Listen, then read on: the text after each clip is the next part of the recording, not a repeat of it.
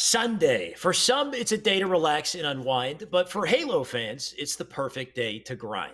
Yes, I know. That was beautiful. Welcome back. We got another esports arena, Halo 5 1K. Speaking of beautiful, I have a beautiful man joining me to cast all the action. Clutch, welcome back. How you doing, man?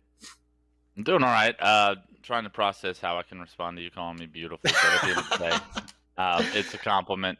It's early Yeah. for me still on Sunday. Definitely slept in today. But looking forward to some Halo action kicking off. I know Frosty's got a team in this tournament. I've seen a lot of other popular names out. I watched a lot of the EU guys play yesterday. Legend, Sicken, those guys, they ran the table. I'm hoping to see them once again today. I'm not sure if they're in the bracket, but if they're not, then that's going to leave an opening for maybe some of these new up-and-comers to make it a little bit farther. So I'm just looking forward to yet again another esports arena tournament. Yeah. Well said in a lot of parts there, right? We got a lot of great players. We got Frosty in a team. We have Penguin with a team as well. I think Bound is playing with Boo Boo, Penguin, and someone else. So that's a really Penguin's high on tier Frosty's team.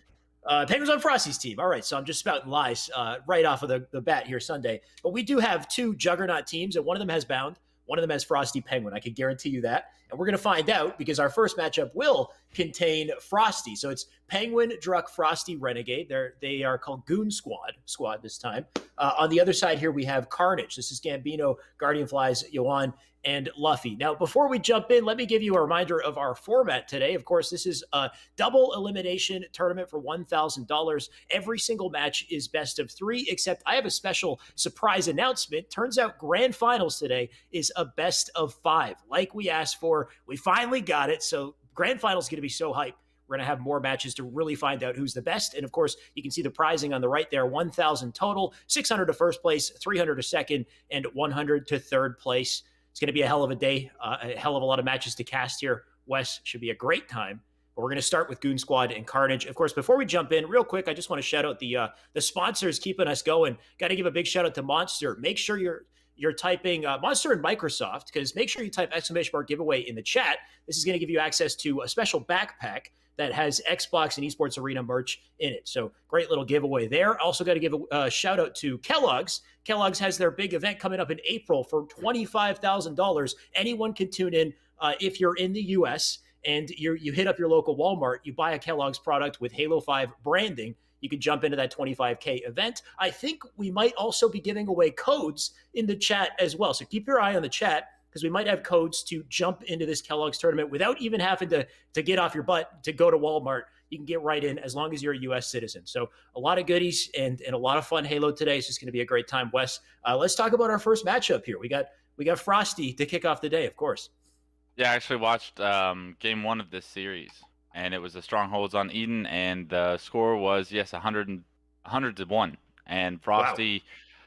Frosty actually went demon mode, as he was calling it on his stream, because he predicted the fact that he and John, one of the two, were going to have 66.6 accuracy at the end of the game. Frosty actually had 66.6 accuracy at the end of the game. And wow, you could tell, like, he didn't do it on purpose or like, set it up. I don't even know how you would do that. If, like, you'd have to be one of the smartest people on the planet to be able to just run the numbers of how many times I saw Frosty shoot and understand that that's going to even out to 66.6. But sure, the fact that that just randomly happened is a sign that if you run into these guys today, you're probably in trouble. That is scary. The fact that he could just call his accuracy and hit it right on the dot to the decimal point.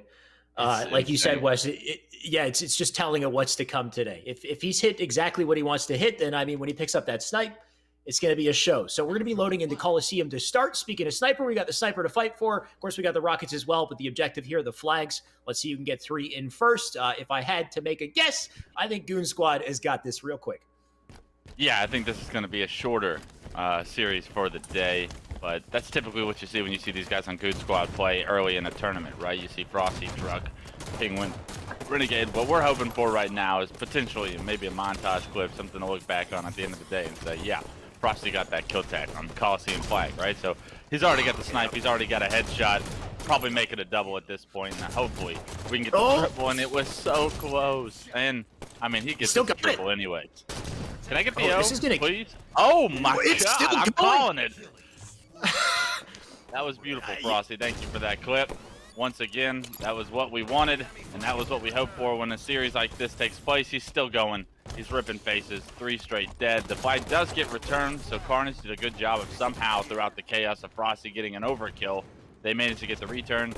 So the objective wasn't done, but we still got a little bit of a highlight reel. Definitely did. What a series of events to kick off our Sunday. Couldn't have had it any better.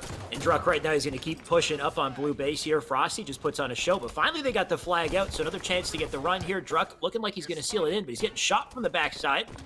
But I don't think there's enough pressure to stop this man. He's moving too quick. This should be our first flag on the board. Make it 1-0. Wait a second. Just going to sit there. Maybe 12. He'll probably put this one in. He's got to win his fight. He's now one shot, though. Going to get backed off. That player dies. But it looks like we still have that flag going in for 1-0. There we go. There we go. 1-0. The second flag already being run. It's down in the bottom middle of the map. Renegade and Penguin do go down, so this is a good opportunity for Carnage to probably hop on that return. 3 go down, and Frosty is actually going to be the last guy alive on his team for a second.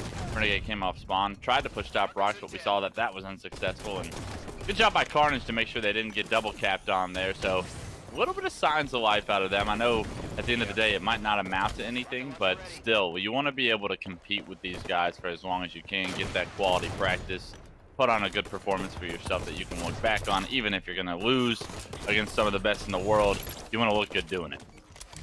Definitely great to see him push back, put on some pressure. We saw Penguin stuck in red for a little bit there, but now the Frosty's up forward. We expect him to make plays. He does end up trading. Luffy just getting destroyed off a spawn here. He does have some team help, though. Yohan will pick it up. Going to stay up in the window here. Pressure coming in from the elbow and the window. Yohan going to try to back off, but good luck to him. And this little pincer action going to come up on blue base here. They're going to have to play some defense off of spawn and fight him off. And it looks like they're doing a pretty good job so far. Druck can't be sneaky this time either. He's getting pelted, so he'll have to back off. Great job with the thrust there to dodge the nade, and Druck still alive, even though he was knocked down to no shield. Had an opportunity to push flag, but a perfect kill out of the players on Carnage is going to shut that down. They're actually pushing into the flag, pulling it. This pivotal one-on-one against Frosty could have been huge for Gambino. He does get help and gets the assist at the very least. Penguin's going to push for this new snipe, takes down a player, and that flag was returned, I do believe. So Carnage had an opportunity there to potentially get a flag run of their own, punched in, but a little bit too much power from Goon Squad in order to get that return. Looks like Penguin's hitting his shots today as well. They do put him down, though. Frosty, he's got another chance with the sniper. Uh-oh. I am worried about everybody on the enemy team here. They're coming out of cave side. Frosty just going to back off. You got multiple players coming up to draw the aggro here, so Frosty, easy headshot for him. Looking for more blood. That player's one shot. That's a double, triple coming in right here. He doesn't hit it. That player's getting greedy, too. Yohan wants to shut him down. He does. Frosty had an opportunity there, but it looks like we won't get another little kill feed just yet. You can just tell Frosty's on the edge of just putting something together that's special for us today. You can see it. He's set himself up. He's in such good positions. He's reading the enemy's rotations and spawns perfectly. Didn't hit the shot just quite yet, but let the guy warm up in a couple of series, and I think we might see something special. Yeah, I find he gets better as his competition gets better as well. So, you know, the better players we see him go up against, it's just the incredible stuff we can expect from him. Speaking of incredible, though, we got a double coming out of Luffy, who's making some great defense here. 2 of his teammates picking up kills as well. They got control on Rocket's side. He's going to dive up here.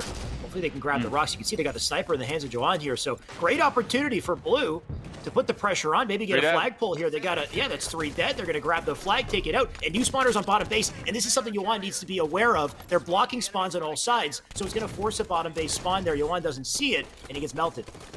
Yeah, that's something that I would say a lot of the amateur teams that are aspiring to be pros, they got to piece together a little bit more, right? You got to figure out the next step. You put yourself in such a prime position when you got 3 dead, you pulled the flag, you brought it towards the fountain, but nobody blocked those lower base spawns, and nobody was paying attention to them either. Everybody thought that they were going to spawn up on elbow or something, and because of it, nobody was ready for the flag carry to get ambushed, and then so on and so forth. Everybody drops behind that. So learning how to go through your progressions is what I call it, in order to be successful. And you got to step 1, now figure out what step 2 is and learn how to perfect it, and you're going to be 1-to-1 against Goon Squad if you were able to do that. So there's signs of life for Carnage, and they have a lot to learn, but you can see that there's something there. Yeah, there's definitely an opportunity for them. If they can close out and just have efficient flag pulls here, they got a real shot. But so far, the efficiency not coming into play, though we do have Yoan making a sneaky play here. He decides to go right past the flag into this gunfight, and Penguin gives him a hot 5 to shut him down. 2 more up on the elbow here, and Renegade just laying in the gunfire. They're both left 1 shot. I like the dodge on the nade. He's left 1 shot himself, though. I'm going to try to stay up, and I like the attempt, but no dice for him.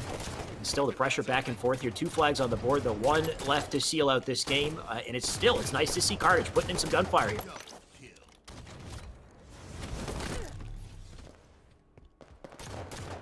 Yeah, I mean, all while that's happening, Gambino's hitting a nice double.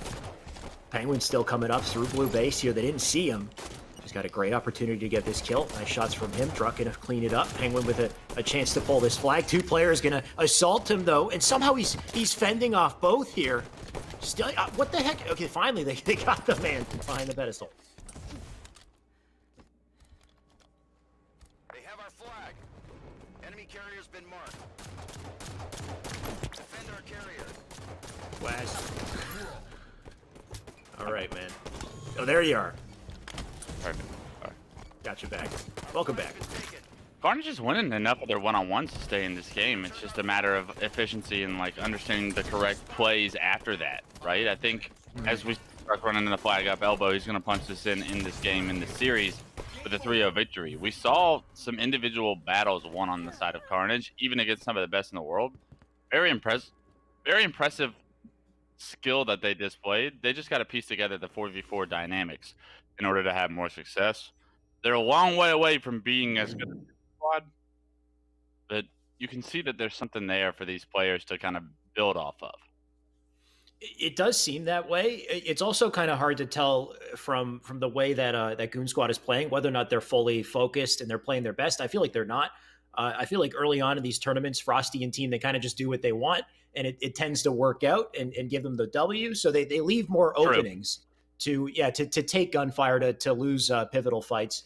And despite the openings that they left, we still couldn't see Carnage capitalize. We still couldn't see them get those nice flag pulls. So, definitely a lot to learn, like you said. Hopefully they can go back and they can watch this and they can see moments like that 3-pronged attack they had when they were blocking all the spawns and what happened in bottom base and how they kind of missed that opportunity. That's a great thing to do a film review of and kind of find those loose ends. Yeah, and then make those adjustments. Yeah, if you're I'm not trying doing to that get to the lobby and I can't. So go on. If you're not with doing that as a player, as an up-and-coming amateur semi-pro, even as a professional player, like even Tox, or Sentinels, Cloud9, if you're the best team in the world, you're breaking down film. You're figuring out your progressions and why something didn't work or where these players spawned when everything was like this in this situation. That way, when you run into that exact same situation again or something similar, you're ready for what the next step is, right? And as a player, you should always be looking to break down the film in that regards. I mean, you're one of the best to do it, obviously, with everything you do for your channel, Shyway. But as if that's not a practice that you are doing on the regular as a player trying to improve, then you're limiting yourself and your ceiling is so much lower than what it potentially could become if you're willing to put in that extra work. Like, it's not just about playing the game. It's about breaking it down and understanding the game at the highest level. Yeah, it's very true. I think especially for Halo 5, it's hard to recognize how valuable that is because Halo 5 is such an individually focused kind of game. Like, of course, it's a team game, but you as an individual are capable of so much more than you ever have been as a Spartan. And I think that encourages people to play for themselves and make really individual focused plays. But if you go back and you watch that film, you recognize it doesn't really matter how good you are. Well, it matters, but up to a certain extent, right? Right. You need to be able to work with your team. You need to recognize critical team-based scenarios, spawns, all those macro elements that really allow teams to pull away and to make these big runs to get these flags out.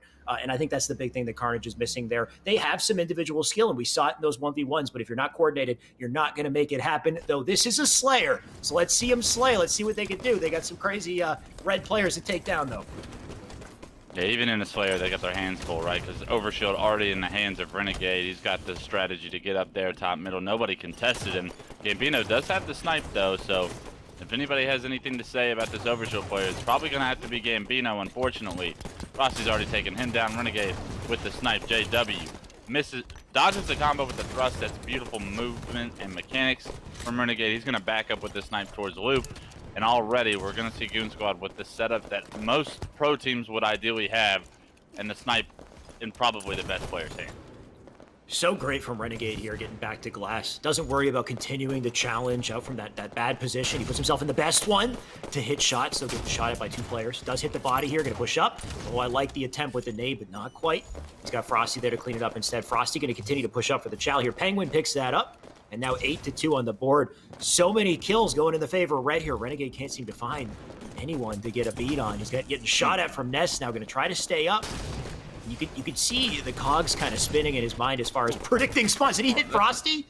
Yeah, he got a 2-for-1 right. He got a 2-for-1 right there and took down Frosty and gave Frosty the kill on that player. So no harm, no foul there. If you're Frosty, you're not upset. Renegade's gonna hit every shot, whether or not it's a teammate or not. Apparently. Go on, hopefully he can hit a couple. Oh, you know what? He does manage to get a melee in there, but somehow doesn't get the kill. Druck gonna get a free back smack. That's a double for him. Looking for more. That's a triple. They're handing it to him. And he can't seem to find the 4th player. It's in Yard. King Spawner and Tram as well. Druck heading a swivel here. Not good enough, though. He's down. Yeah, split spawns everywhere, and Druck kind of got sandwiched at that situation. Yeah. Penguin, though, going to be able to jump top yellow, get that kill in Yard, jump back top yellow. The movement from Penguin, beautiful. His ability to get up there as quick as possible, not skip a beat and apply pressure across the map was huge. A little bit of an over challenge, but you can see, to your point, Xiaowei, they might not be playing with the same level of respect right now that they would typically play. That's a Penguin classic, right? When the game is a freebie for his team, I think Penguin likes to troll a little bit. It's pretty funny to watch at times. So he'll crank the sense up to 10 even at sometimes. And then when it gets back to serious business, you've seen what Penguin can do at the highest level, having won the last HCS tournament. Definitely, and Frosty as well. Renegade, not as much. I feel like Renegade, as you can see, the man's got a spree. He just flies. Frosty, though, I saw him just toying with a player. I think he was like purposefully not shooting and just avoiding him for a long period of time. And yeah, just the amount of stuff these players can do because the skill gap is so damn massive. They can get away with it. You see Druck getting team naded here by Renegade, and he continue to hold down top mid and almost fending off that player in S4. That was a nice 5 from him. Gambino with a kill. 26-13, though. Bit of a rough comeback to make here. Renegade doing a ton of damage to his team so far in this game.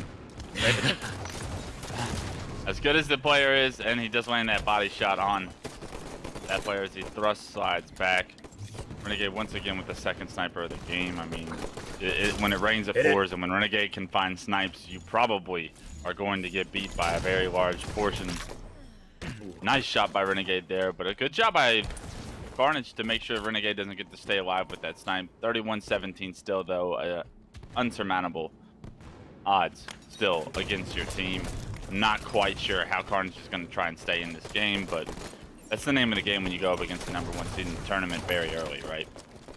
Right. The current strategy not looking too effective as well. They're losing all their 1v1s here. We do have a couple kills going down from Luffy in the feed. Penguin does pick it up, though.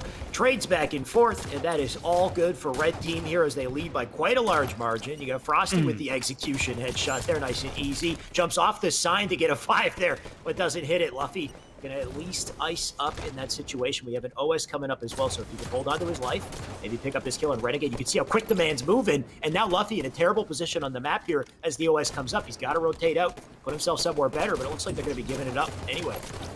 Yeah, they've given up every overshield and every snipe to the enemy team so far. Carnage, I know it's difficult, especially with the amount of map control and pressure that Goon Squad throw at you, but the recipe for success does not include giving them overshields and snipe. Especially when they're as individually skilled as some of these guys are on Goon Squad. All of these guys are on Goon Squad. What am I saying? And with that, it's easier said than done. Like, yeah, obviously you want to control power-ups and power weapons, but it's not like Frosty's going to let you get the snipe. It's not like Renegade's not going to be contesting the snipe every time it comes up. Druck's been on every overshield with the team, so these guys are absolutely monsters at their craft. Also working that light rifle like the power weapon that it is. Gonna go back up the top yellow here. And he's got the timing to miss a couple of these. Beautiful shots from him. And you can see how he uses that reclamber to come right back into the angle and get immediate shots of that player S4. And it's just such a great way to do damage and to ward off unsuspecting players who think that you dropped below. So Druck going to continue to hold it down. They are so close to avoiding a stake. We're at 30 here. If they could just get one more. But there we go. They made it out. Looking like it's going to be a 50-31 here. Penguin, maybe with the last kill. He doesn't know there's one right below him.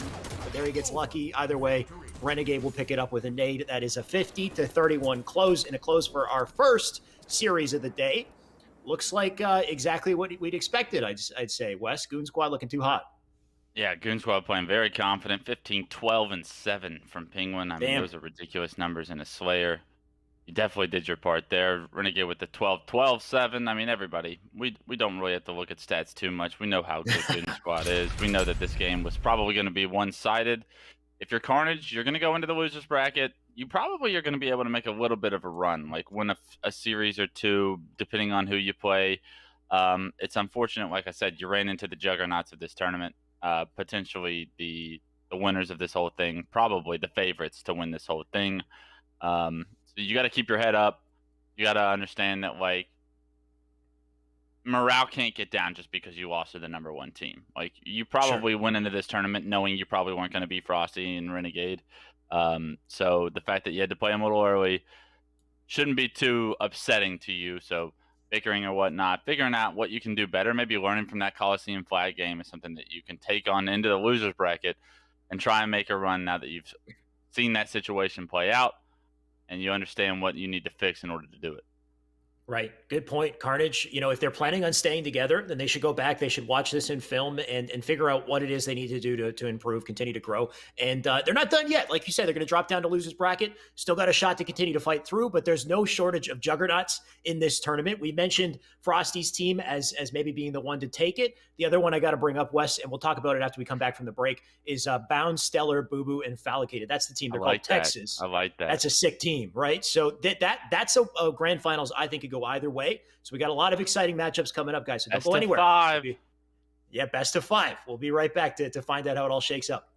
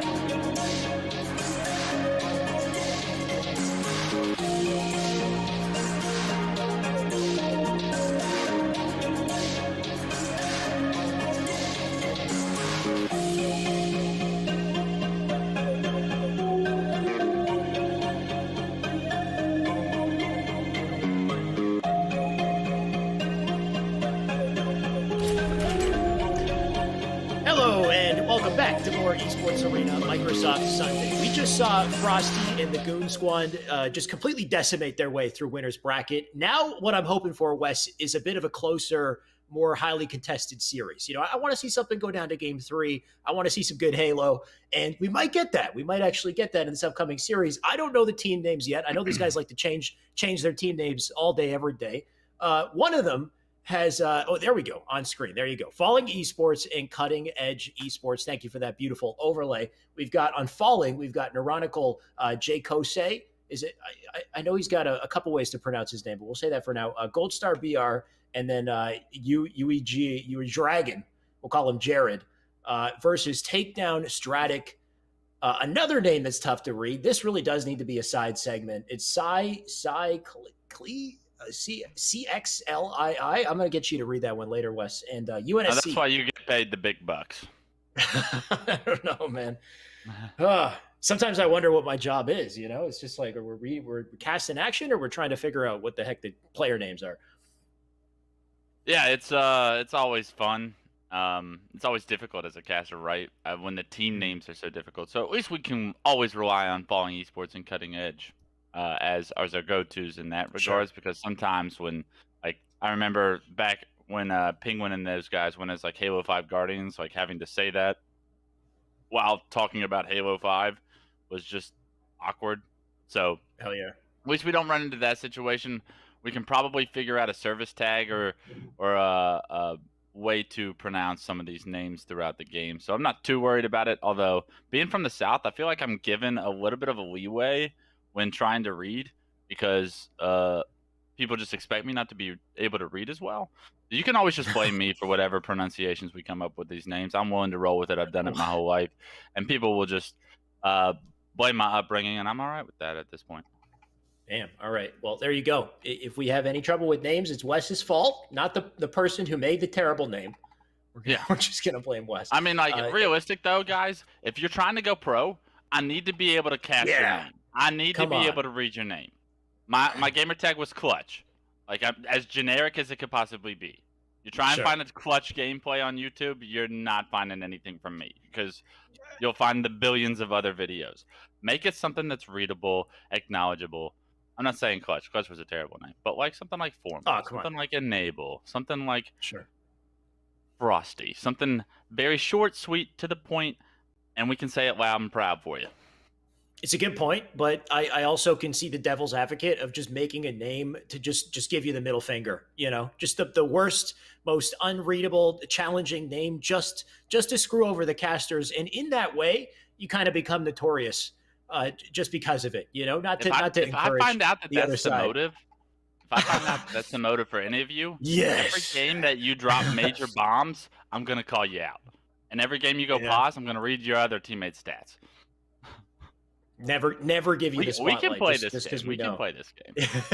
Right. Right. And I think you have to be to a certain level to really receive the West acknowledgement anyway. You know what I mean? West, there, you can't just you gotta be taking out players like Frosty to really get on the board with some of us.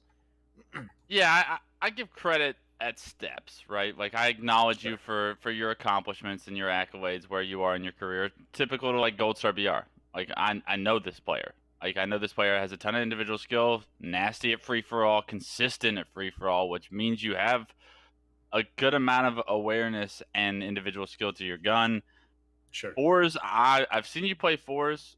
You make plays, but you're still piecing stuff together, right? So I've always tried to just keep aware of where this player is throughout their career because not all of us were sniped down and like went to our first tournament and got whatever he got, top 6 or whatever. Oh yeah. Some of us had to climb the ladder and step by step, top 32, top 48, top 32, 16, 12, and so on and so forth. And it was a grind for years. I understand that grind. I understand that players progress throughout their careers. It's all about where is this player right now in his career, and do I see maybe some light at the end of the tunnel that could potentially lead to a championship one day. Yeah, and I think that's a good point. And that Gold Star is definitely one of those players who has been grinding for a long time, climbing up that ladder. Getting that performance, those accolades. On the other side, somebody who I think's been grinding for a while and getting his name out there is Takedown. Whether or not it's for good or bad reasons, a lot of people starting to recognize his name. What do you think when you see this matchup, Wes, with Falling Esports and this cutting edge esports team? Do you think it's leaning towards Falling? I think it has to be, right? I think when I think of Takedown, I think of a guy that's very loud, very vocal about series that he wins, very vocal about stats that he had in good games. Like it's great to be able to do that, but we need more accolades. I need more production out of you. If you're gonna be loud, like I was a loud player, I was gonna let you know that I went 18-9 on straight ripping in game 5, like to get top 3. Like absolutely, T-squared. You're gonna hear about that still. But you got to get to those points, right? Like you have to be able to walk the walk, to your point. Sure. You can be loud all you want, but we need more production. We need more out of you, because there's times like I don't see anything about some of the games where maybe your stats weren't as well or whatnot. So if you're going to be that loud, you better be far into the tournament. You better be able to go the distance and potentially upset just about anybody. So I'll leave it with that reserve comment of, good to be loud. I love seeing players be proud of themselves, their accolades, have that hunger, have that energy, but at the same time, you got to be able to back it up. You got to be able to produce results. Yeah, long story short, prove it, right? He's got to prove it. Definitely Takedown's had some good moments, but yeah, we'd like to see some big plays out of him, and maybe today's the chance. I think this is the perfect level of team where if Cutting Edge it comes out today on top, this is a hell of a push, in a great direction for them. This would be one hell of an upset to see. On the other side, though, Falling Esports is a team that I think has been growing, not only in individual skill as altogether as a unit here. It's not just Gold Star, right? We've got some great players rounding it out. And as I join this lobby once again, I'll bring him back up. We had JK, who, by the way, Wes, we talked about JK's 10 nasty. cents earlier. Yeah, he's a 10 cents player. We talked about how Penguin just goes on 10 cents just for fun, just to troll. Mm-hmm. This guy plays it legit, and he's accurate. I've always wondered about players that play on 10 cents, and I understand that what 10 cents can do for a player's abilities to have awareness. You can look and see anything, like your shot. Like these guys' shots on 10 cents are pretty disgusting. I always wonder what it would be like to crank it down to 5. Crank it down to 5, play a little bit slower, and what does your screen look like at that point? Because in all honesty, I think 10 cents is fun to play on. You can do stupid highlight reel things. You can get away with a crazy ton of different, absolutely insane stuff, insane snipes. I just always wonder if at the highest level, the series that you lose and you're playing on 10 cents, were you winning your one-on-ones? Were you able to really impact the game the way players like Frosty, Renegade, those guys play on typically 3, 4, or 5. Like whenever I was a pro, it was 3, 4, or 5. I think Pistola played on 5, Native played on 5. I played on 5 for a tournament, but not many other people ever played on 5. I might be missing some names, and if I am, it's an apology because that's just what I remember. But mostly it was 4 or 3 were the two senses that most people played on back then. I understand we have a lot more opportunity for sensitivity now. That window does kind of stay the same, though. I'd say 3 to 5 is generally where players like to keep their sensitivity. They're both relatively still the same like concept. Like you don't want to be too ambitious with how much you're looking around the map, how much information you're trying to gain, because that's what I always felt I was able to do as a player was when I played on 4 or 5 sense, I was able to get so much more information because I can look around so many more places and see where the enemy is, where they're going, move around. It felt like my movement was so much better on a higher sense. But that being said, at times was I too ambitious with it? Was I getting caught off guard because I was too busy looking around spots instead of just holding one angle like I would on 3? I would love to see JK try and drop that down and what it would bring, but we're hopping into gameplay. He's top rocks, and JK, I mean, when you're on 10 cents and there's a player up top, you can flick the reticle up to him very well, right? So it's already going to pay off for him, and you can do that on higher senses too. So I guess I'm done with my sense spiel. Looks like Gold Star and the boys are off to a great start so far, and Gold Star's going to spot this player top rocks. Actually gets melted from some team shots, but the flag already across the map, and that's the first flag in 30 seconds for Falling Esports. We talked about wanting to see takedown, step it up, and have a performance. I'm not sure if we're going to see that with JK getting another back smack. Going to be aggressive with the snipe, the flick with the snipe, and he's showing me right now, hey, maybe I can do it all on 10 cents. Yeah, when it comes to sniping, quick, accurate flicks. I mean, if he's hitting him, he's already got 2 kills here. Just gonna back off the elbow. That flag's already out the window. So these players already rolling, getting the slays. That's a spree coming out of JK, showing us how the 10 cents works. You spawn her up. Oh, if he hit it, it would have been sick. But he doesn't make that connection. There was one thing you brought up about the sense, just to bring it back to that talk real quick, though, is having a lower sense, but then making those 50-50 commitments. Like something I noticed Boo Boo does is he'll go for a commitment to look in a certain part of the map, but he'll have an exit strategy backup. So he'll know how to exit if that commitment doesn't work out, and he starts taking shots from behind. So you just kind of, you full commit yourself to certain predictions instead of trying to look at everything and react to everything, you know? Anyway, it's definitely a change of play style, right? It's 100% going to be tough for the day that JK decides to do that. If there is that day, you're going to have to change how you play and how quick you play and what you're used to being able to get away with. And I understand that that would be a frustrating point. So maybe perfecting 10 cents is the way to go from him on this point. It seems like he's having a ton of major success right now. Slight work is Jared right here with the killing spree, double kill. Third and final flag cat being ran. A ninja almost just occurred on screen. Takedown, you survived barely from the ninja, but the 3-0 was still inevitable. And that was one of the fastest games of Coliseum flag we're going to see today. Yeah, barely even got to see the flag runs happen. We're dazzled by the aim sensitivity and the individual plays going down here. Honestly, even Jared looking pretty fast with the sensitivity there. He couldn't find that player, and he did a full spin around. It looked like at least 5 out of him. So I don't know, these players, you know, that they're playing on high sensitivities, they're getting high kills for it. So we can't knock them until they get beat down. And so far so good. It looks like cutting edge is kind of getting cut through. But I do wonder how that's going to translate later on in the tournament, because of course, Falling Esports, they got some juggernauts to go up against. For now, though, we know we got Kali CTF, so we know Plaza Slayer is coming up. What do you think? There's any chance for Takedown and the boys to make a comeback here? I mean, if you blinked, you missed game 1. Yeah. I think there's no way, right? Like, game 2 is going to be longer just because you have to get 50 kills to end the game. So there's more opportunity there, but these two teams, early in the tournament, high seed, low seed is what we're watching right now. Falling Esports, clearly the better team. They're having a lot of fun. I think every time we went to the screen, it was a killing spree, it was a double kill, it was a flag being ran and captured. Cutting Edge Esports didn't really show us much there, if anything at all. I'm fortunate that nobody goosed. I know we had 2 breadsticks, and with that, and a Team Slayer being the next game, 2 kills, that means the other 2 on your team are going to have to figure out 48. So you got to pick it up on that end, make this game look respectable, especially if you're going to go to the loser's bracket and try and have a run.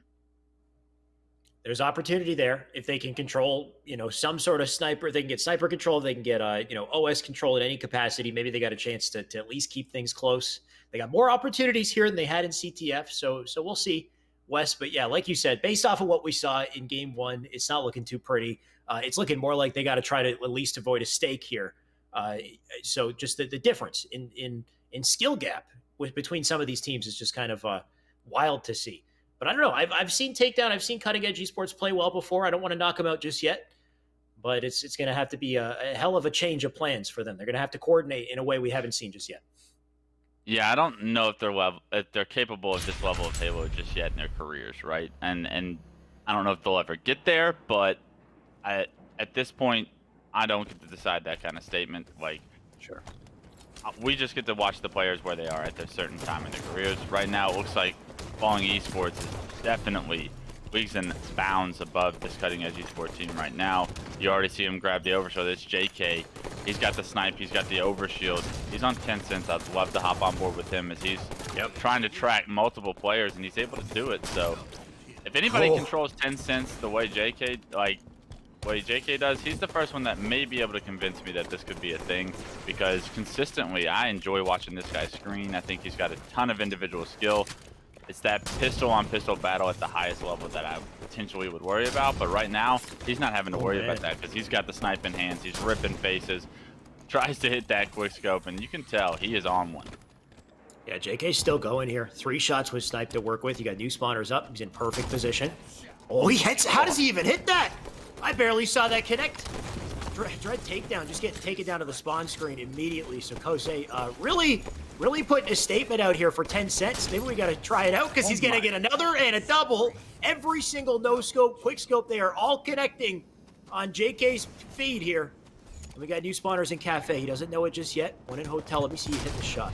Oh, almost hits it. Would have been nasty. When I watch JK play, it reminds me of watching like a Valorant or a CS offer. Does that make sense? Like, the way they whip their shots, like that. Yeah, it literally looks like it's a mouse keyboard flip. Like, it does not look like a controller sense at all. And that's a compliment, I think. Like, because if you can make it look like that in Halo, that's very impressive. And you can hit the shots. Extremely impressive for JK to be able to do that. Kind of roasted him for playing on 10 cents, and I know he's proven us wrong right now. I'd love to be able to see him later on in the day against some tough competition, and if he's doing similar things, I'll be very excited to watch him throughout his career. I do feel like this 10 cents thing is a bit of a movement, though. He's definitely not the only player. Like, I've seen a few Halo 5 players opt to go. They'll go, I think it's like 10, 10, 5 or something. Just max out the cents, the most you can do, and make it work. And I think JK just happens to be one of the best players to be rocking it right now. So like you said, it's just a matter of time before they play a better team, and we'll see whether or not it carries over. But so far, looking so easy for Red here. It is only a 6-kill advantage, but Gold Star, of course, he's got the OS. The entire team, by the way, look at the cavalry here. They're all coming through yard. They're going to fly into Cafe. This is for Sparta right here. The battle for Rome taking place in Cafe, and it looks like, you know what, blue team coming out on top. Doesn't necessarily work out. Yeah, maybe the charge because we can't lose strat doesn't work. Now just a 3-kill game because they decided to just throw those lives away. All of a sudden, Cutting Edge Esports back in this game because maybe a little bit of a troll strategy there. It could have worked out, but when the enemy team just respawn, they're all going to have their grenades, and when they see that coming, that's what's going to happen. They took the spawn collapse idea way too literally there, Wes. Like the entire team just flies into the spawn. No, typically you got angles on the spawn. I was about to say, my suggestion would be to take different angles, but... This is Halo 5, right? In any other Halo game, you would never see this in any other... It's not even possible, right? Like, you wouldn't all be able to get into the spawn in time for it to make sense. But in Halo 5, you know, you could just... Everybody could thrust slide in, roll the dice, see what happens. Still a 1-kill game for Falling Esports. Neuronical on screen. I've had an opportunity to watch him play a little bit. Nothing sticks out in my mind right now. Would love to see him pop off with a snipe, maybe make a play or two, and show me what he's capable of. Because obviously he's got to be pretty solid if he's playing with the likes of JK, Gold Star, and Derek. Somebody I see play regularly was Simply Fear Me as well, who's an Elevate player. Oh, he does hit that. Yeah. That would have been nice. He doesn't clean it up. But yeah, But Neurotic will stays- definitely it playing keep- with some high tier players. That body shot doesn't get him a kill. No one finishes it, but he gets to keep his life because of it. Now he gets to impact the overshield battle because of it as well. Like, they don't get overshield, but he's gonna allow his team to take down that overshield player. Like, he's able to assist in that situation because he landed that body shot, which forced the other player to back up, which allowed him to keep his own life. So even things like that are so important. Like, even having enough individual skill to back the enemy player down is enough at times. Just to keep your life, just to be a hard kill, right? You don't necessarily have to get the kills. He's getting the assists he needs to, putting the damage in. Teammates will pick it up. In this situation, I'd like to see him get the kill, though, and he Nice almost thrust died back. there, though. Yeah, do you think he dodged it, or we got I think what almost looked like a... I think it was a perfectly timed thrust. It's definitely a weird little moment with the melee right there, but he got out unscathed, so he's okay. He will go down here though. Gold Star looking to get kills with the plasma pistol. This is how you know they're trolling if he's looking for plasma pistol kills here. So definitely a red team. They're feeling comfortable despite the 4-kill advantage. Yeah, absolutely. You can tell they're pretty confident, even if this were to go to a game 3, that the objective is going to belong to them. A nice back smack. Good placement by Jared. Patience is the name of the game. There is a player loop that they didn't spot out there. Is that player going to be able to impact this fight in the yard? It looked like he got some shots into the back of Jared, but they weren't enough for UNSC to finish that kill. Still a 4-kill game. Stratic, going to be trying to be aggressive on these truck spawns here, but now he's got himself in a tough position. You were just top yellow, brother. You got to keep some kind of power positions and angles. I know you want to be aggressive and collapse on spawns, the name of the game that Splice created, but there's a method to the madness. You can't just recklessly rush. There's no form of perimeter for any of the plays they're making, though. Like, you'll see a player go up to top yellow, but not recognize there's somebody rotating into yard directly beside him. You got Gold Star, who is trolling. He's been trolling the whole damn game, hitting snipes on his teammates. He's getting kills with the plasma pistol. I mean, I want to say somebody's got to shut this man up, but it looks like it's not going to happen in this series. Maybe he'll have it coming later on, but Gold Star, he's got 5 shots. Let's see him put some into the blue team for a change. Maybe make it a little bit harder for his team. I respect it. Jumping up on the signs, practicing his parkour. Does get taken down from some nice shots, and a 6-kill game still losable if you're following esports, and JK gonna pick up that snipe. We haven't seen him troll necessarily with it. You know, he's a human highlight reel with this thing so far in this game. Finds another one bottom snipe. Does a 360 just to get some information, and this is what Tencent's gonna allow you to do, right? Like, he's just literally able to... Oh my god, if he did that, then I would never question him again. But for now, still in question. But good shots all around. JK, he's lethal with the snipe, man. It's just that pistol that you have to wonder, is it going to be there when he comes to going up against the Penguins and the Frosties of the world later on? That is wild, too, though. It was a perfect scenario. You had a player in Cafe, a player who just happened to split spawn behind him. Had he hit both shots, it would have been crazy. But such a 10-cent situation where you get a snipe and then 180 instantly, and you have an opportunity to snipe again. And you see him even kind of wait a second, because it's going to be so hard to control that sensitivity after you spin around. You got to be thinking about, where is that player? What type of flick do I need to do here? But yeah, he almost had it.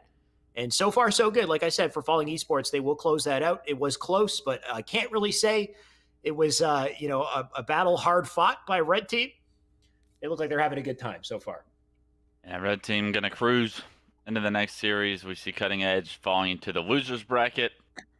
But I hope we get an opportunity to watch this Falling Esports team play later on in the winners bracket against some of these strong teams in the tournament. Because I feel like those guys... Maybe they're not there yet, but they can show signs of life, and those are where you start to make statements as a player. Like, you figure out, am I at the point in my career where I can hang with these guys individually?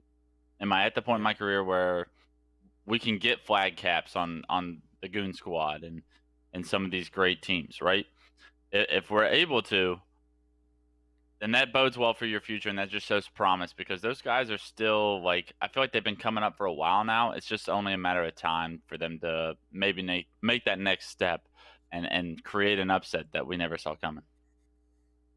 Just a matter of time, like you said. I'm curious to see if we got more out of Falling Esports. Of course, they're going to stay in the winner's side of the bracket. That's going to knock the Cutting Edge team down to losers, where they're going to fight for their life up against a couple of tough competitors, I'm sure. On the winner's side, though, we got more matches coming up. You can see on screen here, we got Pow right in the kisser. up against 2018. I don't know. 2018 was a good year for these guys. Apparently, this team or these teams, by the way, I'm not sure if this is the lobby that I'm currently in or if this is a different series, but I'm just going to go ahead and read the player names in the lobby I'm in, Wes, because this is a hell of a matchup. We've got Bound, Boo Boo, Falcated, Stellar. This is the other top tier team that we were talking about previously. And then their competitors are actually not too shabby as well. We've got Super CC, we got Manny, Envor, and a team player I've never seen before, Hoey, Holy, I don't know, HO3Y to round it out. So interesting matchup. Yeah, it looks like Hoey.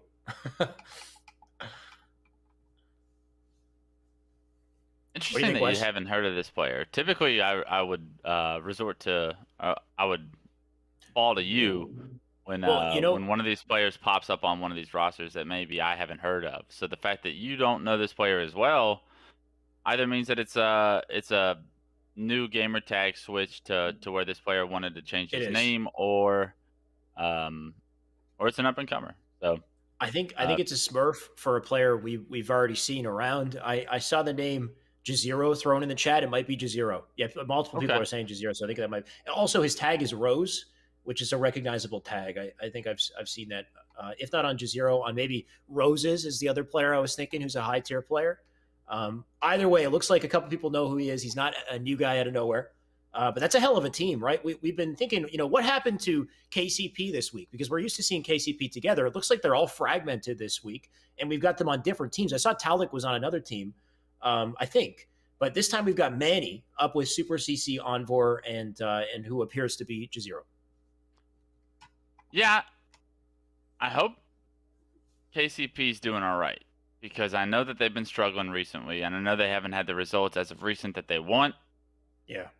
It feels like now that they're included as part of the big dogs and they're not having the success, I worry what that team morale's looking like, how close those guys are together. I just don't have enough information on kind of what it means for them to go through the ups and downs that teams go through in Halo, and figuring out a way to find success still. Because right now, I could see them being in a pretty rough spot.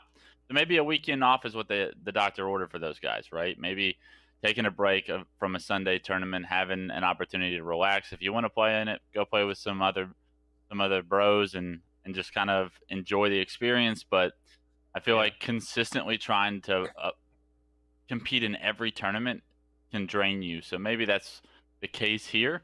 If not, we could be looking at something, maybe a KCP team change down the road. If I don't have any inside information on this, I'm just saying from an outside perspective, it is odd that they're not playing as a team in this, because they always play together, right?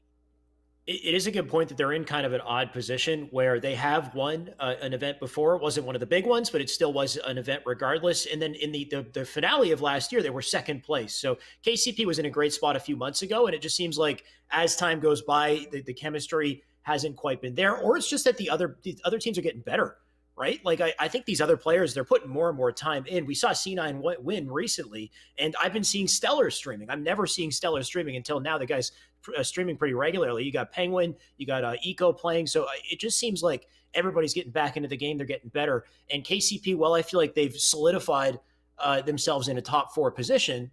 It seems like it's getting more and more difficult for them to take on the remaining 4 teams, or the other 3 teams. They just continue to go down, especially to C9. They continue to lose to them. So maybe, like you said, this is a chance to take a breather, split up onto different teams for a second, see how it goes. But I don't want to see them disband or split up too much. But I don't definitely think that's what's happening. They seem to be pretty close with each other.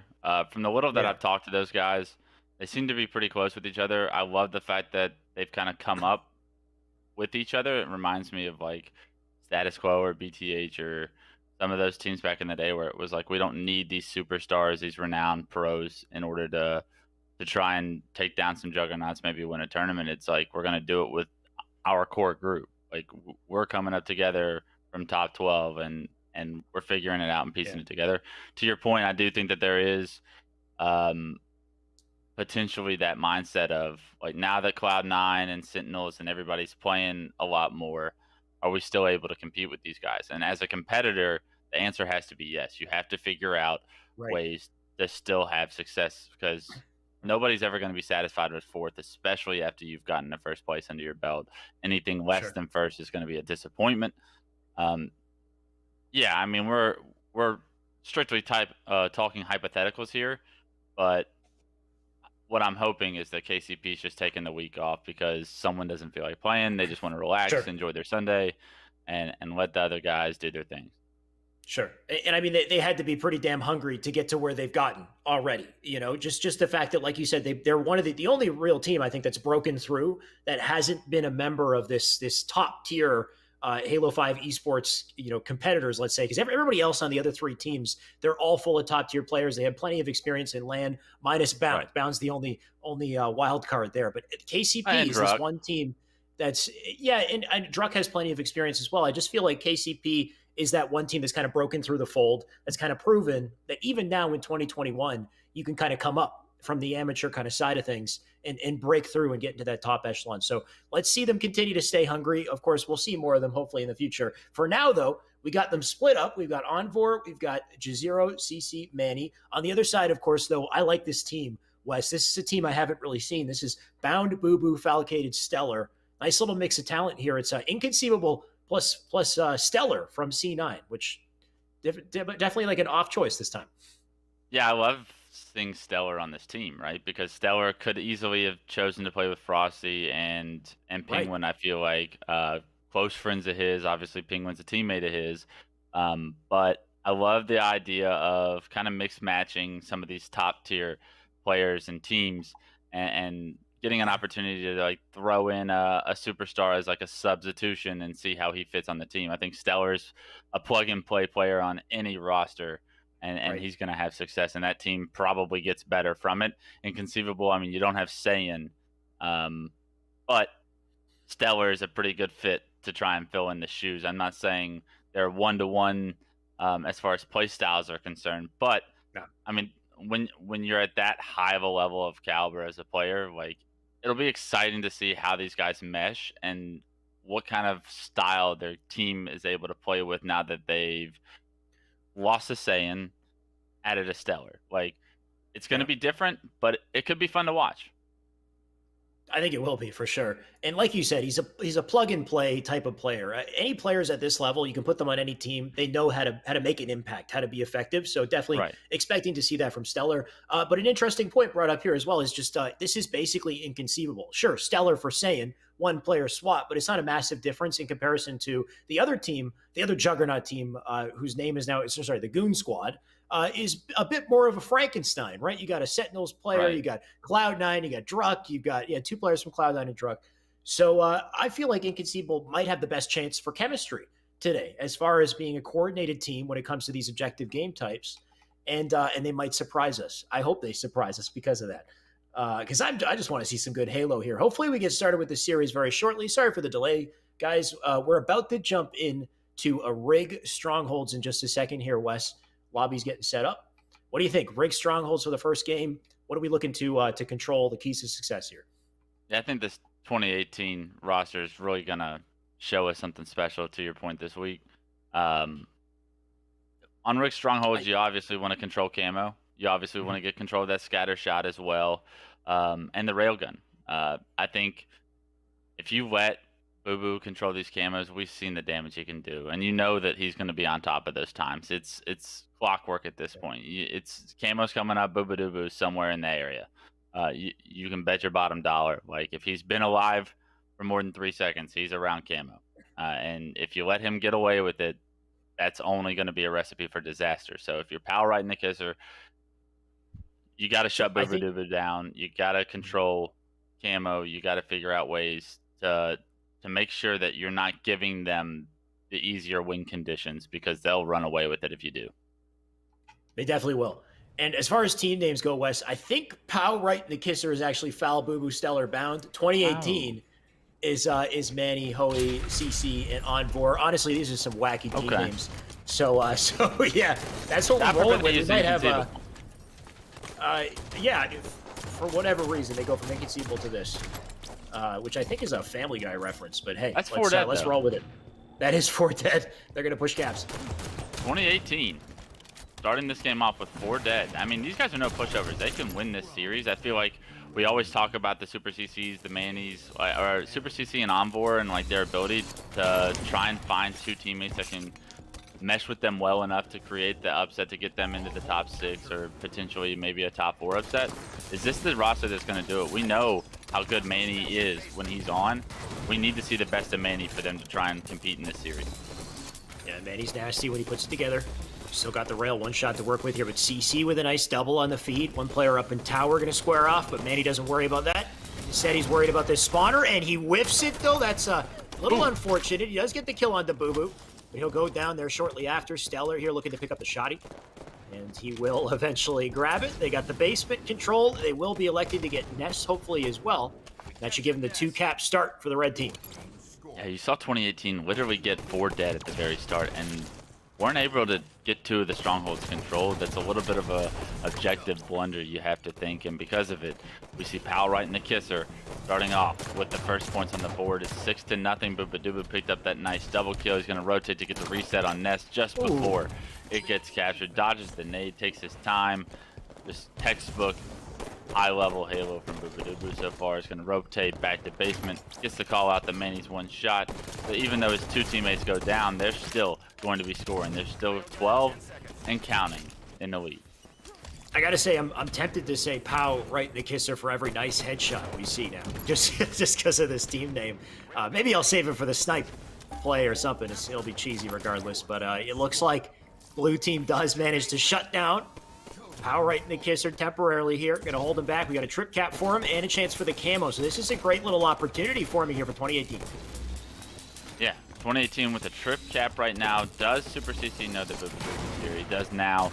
Misses the railgun shot, and these are such crucial railgun shots because Booba being a nuisance back carbine is going to frustrate this team. Although Falcated, top snipe Super CC just hairs away from landing both the last 2 railgun shots, but because he doesn't, his team forced to spend a little bit more resources. Finally, though, Booba is taken out. So Booba not able to have too much success from back carbine there. I actually love the fact that Super CC left him back there and then doubled back eventually to go find him. Ends up getting that kill. Now he's going to help his teammate out here. Oh, stays on the map just barely. And Manny and Envor pick up kills. He's going to be in BR base right now, and the trip cap goes back into effect. Basement is going to be lost for the brief moment, but I love the Nest BR base setup, and Hoey with perfect shots on the Stellar. That is a recipe for success. Ever since we've seen that little bit of a lead from Powell right in the kisser, it's 41-17. 2018 is here to play. Yeah, 2018 doing a great job locking down the map, but as I say that, we got Pow making a bit of a comeback here. They got 2 kills on the feed. Found with the trade as well. New player spawning up in car. He's going to go right down through long haul here in Boo-Boo. He's looking to find him. Mound right now is chasing him as well. This 1 player being such a difficult target. Bound go for the entire chase. He's going to go right down to basement, commit himself to it. Boo-Boo in the meantime, he's getting free kills from above, right up on rail. You got Bound finally picking that 1 up on the feed. And as they chase these players around off a spawn, they're still losing points here. They got to get into a cap, so it looks like BR base is going to be the pick. That'll be a BR basement connection temporarily here. You can see outside control. Might be in the hands of 2018, though. They're struggling to get off a spawn. Yeah, you see Booba immediately apply pressure. Back barrel is here. Picks up the new scatter shot. You know what's coming up next. It's camo. And where is he headed? Yep. You already know. He's got it the wingman. Spots his player below, but he's just going to leave him. Gets the scatter shot and the camo. Now, if you're 2018, everything that you've done to build a lead could potentially be at risk because now Booba in prime position to do what Booba does best.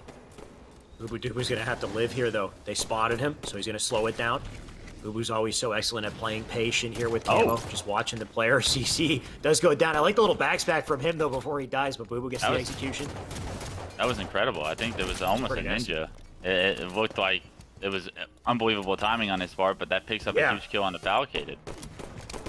I mean, it worked out temporarily there, but despite all of it, Boo-Boo's done his job, right? He's holding down spawns. We got 2 caps on the side of red here. He gets the kill on the Envor. Now he can fly over to Nest, and that should be a Nest for BR-based trade. So really efficient play out of Boo-Boo here. Actually, even more efficient. He's going to get the advanced timing on the spawners, let his teammates grab Nest cap, and now he's pushing right up into the fray here. Immediately hops into BR base. Does he know this player's top rail, though? He does now. Envor with the first shot. Envor doesn't get the last shot to fall, and with it, Bubudubu punishes him for missing even a single bullet. A huge win that could pivotally change the outcome of this game. They're able to apply pressure on the nest. That's 3 dead. Again, last guy alive just takes down Bubudubu, but the trip cap still in effect. Envor did take down 2, but right now the score starting to get out of hand. Pal right in the kisser, running away with this. We've seen 2 trip caps, but right now the score all in the favor of Pal. Oh, this is going to be so brutal on the feed. There we go. 3 dead. Use spawner and carbine. He's going to try to fly out to a safe location here. Sitting in back catwalk, but the entire team going to pinch together. They're all looking for the collapse. Val just going to wait for this rail. Things looking real rough here for blue team, though. They got the momentum on their hands. They got the trip cap. Val with the rail. Looking to make some plays here. I'd like to see him line it up. They're going to be giving up basement capture in the meantime here, though. He's just waiting. Not too worried about them taking that cap. Instead, he wants to hold on to the position here. Envor tries to dip his toes in. Val, I'm surprised he's not being a little bit more aggressive. Hasn't got the hit just yet. At least pick up one here. He's just, I guess, opting to hold down tower. In every single rotation, these players being so damn elusive, getting away from him. They're doing a good job, and right now, 2 strongholds in favor of 2018. They were able to get Nest while all of this was going on. They were able to get Camo. Now they hop into BR base. He is going to get some pressure from back BR. Are they going to expect Bubudubu to be there, though? They do now that he's got an assassination on the Manny. Bubudubu immediately hops in. Super CC forced into a strange position, opting to not turn around and look at Bubudubu, to not worry about that. But because of it, he's not able to finish that player in Nest because he hides behind the pillar, and that was a crucial kill that he could not get. Momentum once again swings back into Pal's favor. That definitely just broke the momentum of blue team right there. CC going down. They had a momentary trip cap as well. It's now 85 and counting. They got the reset on BR base. And at this point, they're spawning up in car. They're going to try to get out of this terrible situation here, but Stellar not going to let him have it. That's a trade out of Stellar. About to hit the 90-point mark here. Players going to dive off a bunker into BR. Just hopefully stop the bleeding here, but they don't have too much time to make it happen. And man, is the pressure coming on here. Going to be an immediate cap right back, and he's not even worried. Bubu knows the spawn's coming up here. But it looks like he does go down. Will the next railgun be able to get into the game for 2018 to have an opportunity to use it? It's 14 seconds. You got 95 points and counting. 2018 forced to try and make a play towards Nest here. But Falcated shuts down the first.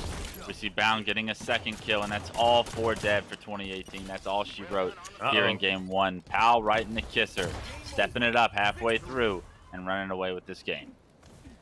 Yeah, they're looking pretty damn good. It was nice to see some life out of 2018. They would return a trip cap with one of their own, so they had some momentary points of control, but a couple unfortunate blunders right there. We saw it with CC with the camo just going down to the center of the bridge.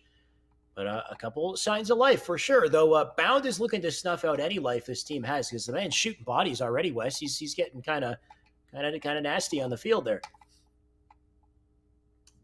No surprise. I feel like every time we watch Bound have success, he's pretty body disrespectful. But that being said, he's one of the best to do it right now in Halo 5. So rightfully so. If he wants to shoot some bodies, you got to be able to stop him in order to stop him from actually doing it. You got to stop him in game before he takes you down and disrespects you. So a little bit of a scare middle way through that game. This 2018 roster potentially could have won that game if a couple more railgun shots went in their favor. Maybe you don't give Bubudubu camo scatter. I mean, we talk about it all the time about how difficult it is to shut that down, but I mean, that's really where the pivotal moments happened in the game. Yeah.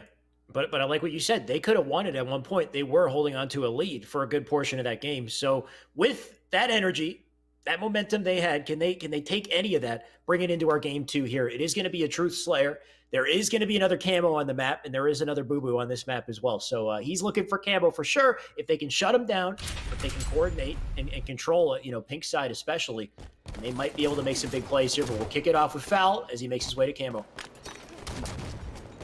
Like we're actually starting off with Bubudubu. He opts to go car side and Envor with another hot start to the game, picks up the first kill. Unfortunately, Valcated's found 2 in the kill feed, and with it, Stellar matches a third. 3-1 Envor, last guy alive, car side of the map. Did camo go in the hands of Pal right in the kisser, or did it get burned? Is the question. Right now, whether or not it got burned, it looks rough for blue here. We're trying to fight off a spawn. They got up in car bubble, down in red base here. Stellar The great push up through Pink's side, and he doesn't get the kill, though. Envor just a little bit too cracked today. Hitting the shots he needs to. That keeps the game down to 2 kills. As Foul escapes down the bottom right base to stay alive here. A couple battles here on multiple sides of the map. Foul staying up. Gives him a chance to flank through, maybe. Val's gonna be by himself right here, pink side red, but he's got teammates on the way if he can buy time. Stellar under the base, able to finish that kill for him. So Val does his job, gets the first and damage onto his second. Good shots by Manny to try to kill out, but immediately eats a nade and loses his life as well. If you're Manny, you gotta stay alive, get kills without being able to trade it back into the enemy team's favor. 11-6 though, Pal right in the kisser has already potentially doubled the score of 2018 after a very good start from them. In the meantime, on board with Envor. Let's see what he's up to today. If he's hitting shots today, so far so good. He's got his teammates at red base to hopefully collect that kill, but he wants it first. He'll dive into red, he gets it. Getting pressured from front base here, shots into bound as well. Gonna try to live up, hits a teammate as well, but he does stay alive long enough for the trade. But a 15-11 scoreline here. And Boo Boo Doo, he already knows they respond in bubble. He's gonna try to make it to red base. Not sure if there's a player in the bubble or not. I guess now he knows that there's probably not one there. Does find the first kill on the mini with a predictive nade on the Super CC. Damn. It's going to get him a double. I believe Rose is weak below him. If he's able to hit a few shots, it could be the trip. Doesn't get the triple, but the job gets done all the same. Bubadoo methodically playing that situation with his movement. Rewards him with a 3-1 swing in his team's favor, making it the 3-kill difference we see in the score. Definitely nice and close. The way I like to see it, we had a camo that must have been up on the field. I think it was burned, so I don't see it. In the meantime, Manny just about to die here, and he does go down. It's a nade from Boo Boo Doo Boo to finish him off. Envor, nice shots from him into the bubble. Gonna keep that player back. Got a double dilemma, though. You got multiple in red, but he'll stay with his teammates. Though his teammates are all dying here, he can't get too far. You can see the collapse coming in from both sides. This is looking real rough here for 2018. If they can at least pick up trades in this situation, they'll be okay. And Envor wants anything, but he just can't get anyone in that situation. It's a 4v2, and there's no way that they're going to let you trade in that 4v2 situation. They're going to get you weak. They're going to play their own lives. And a beautiful job by Pal right in the kisser to get those first 2 entry picks and understand the situation that we have to collapse on the space before we turn around at red and do the same thing. Oh, let's see you do something for us. Shots into bound. You gotta get this kill. He does get it. My God. Wasn't easy. Close shave with his life. It wasn't easy. Just narrowly got out. We got another one up on top mid here, so they're keeping it close. 24-27. We'll look to hold down Pink. Foul coming out the door. Keep him back. Multiple players coming out the door. Hoey's got quite the dilemma to worry about here. He knows Carr is potentially an angle for them as well. Boo Boo coming in with the opening shots here. There's the Carr player. It's Stellar. Hoey with great shots across map. He does delete them. Now into Boo Boo with the double. That's beautiful. And it gives them a shot from maybe this camo if they can continue to... Oh, I love this, honestly. They're getting mad slays. Five in a row here. Spree out of Hoey. And Pink side control. Great awareness, great use of the power position of Pink 2 right there from Hoey. You want to see him try and play his life. He's got 3 teammates here. One does trade in the attic here. They know Bound's Carr side, but Bound already back down. Envor with a big kill under the base. Bound can't push in to try and finish Envor's damage because Hoey is there to help. And Envor finds a second. And now, all of a sudden, a 3-kill lead for 2018. We could be going to a game 3 as long as they don't throw more nades at their teammates. Camo coming up. Booba Doobu's on it. And this is going to be the changing point of the game, right? You pick up the first kill on the Boo Boo, you get the burn on the camo, but the kills didn't go in your team's favor. Where is the rest of 2018 in this situation? Because right now, you're seeing Pal right in the kisser collapse on spawn. Yeah, looking like they're stuck in the base. Couple trades going back and forth here. Stellar winning a big fight, but he does get shot up, taken down 38-35 here, and it does look like 2018 and pulled away just a bit. Can they hold on to it, though? Manny with the rotation to bubble. Shots into Foul. Both going to take damage here. Just keep him back. I like this, though. He's not wasting any time moving up on the map. Hopefully he has a teammate to help him out in just a sec, though. Just great opportunity for Manny, but just gets lit up immediately. Melted. That brings it down to a 1-kill game here. Envor's got to get out of dodge, and he can't. Here we got the team coordination coming out of Pow, right, the kisser. A nice little trade there to keep it even, but we're down to the wire here, Wes. 4 straight kills, it felt like the Pow right and the kisser was able to pick up. I know trades came in a little bit, but map control belongs to Pal right and the kisser at this point in time. They're in control of Pink. Camo's not for another minute. It's 40-41. Yes, you saw 2018 be able to extend the lead. But just like that, you see a perfect kill in the kill feed from Bound to tie this thing Nice. up. Boobaduba with a beautiful nade on the Manny is going to reward his team with the lead for a brief second. But Envor actually takes down Fallicated. Nobody over at Red to help Fallicated and capitalize on his damage. Boobaduba just trying to control Pink right now. If you're going to push, as Pal right in the kiss or Fallicated, if you're going to push, you need to make sure that Boobaduba is behind you and you got the rest of the boys, because you cannot afford to give away free lives. Envor, he's going to push Pink. He's going to win that pivotal one-on-one. And right now, 46-46, Camo coming up in about 20 seconds. And although it might not impact the game, the fact that it's spawning, the fact that teams are going to be forced to rotate to that side of the map could force the hand of one of these two teams. And it looks like 2018 stuck car side is going to have to try and push in blue here. Bound, Oh, no no. way. Oh, that was still beautiful. He still got it. Looking for two here. He gets both with a double to 49 and one left to close it. There we have it. 50-48. But Bound, what a huge play to just keep his presence low and do exactly what he needed to do to guarantee kills there. Bound with a huge play. But man, that was so close. And honestly, I wanted to see 2018 come out on top there so we could get a series, Wes. Yeah, absolutely. I think everybody wins a game 3 in that situation. Yeah. Unfortunate. You got to check your corners. You got to check that Pink ledge if you're going to step over into the attic and try and push out Pink. There's 100%, players were in this area very short, like a short period of time ago. So, Sure. Bound's somewhere over there. Bound playing it perfectly, obviously. Gets an easy kill, and that easy kill actually ends up being the difference in the entire game. So a great veteran play by Bound.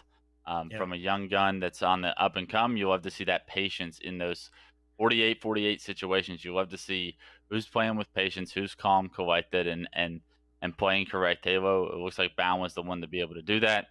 So close if you're 2018 to taking this to game 3. So close, but close isn't going to get it done. Losers bracket run ahead for those guys as well. Yeah, maybe that's what makes Bound unpredictable is he's not typically the guy who's playing patient, who's sitting and hiding in corners, right? He's always flying in your face, so you might not expect it.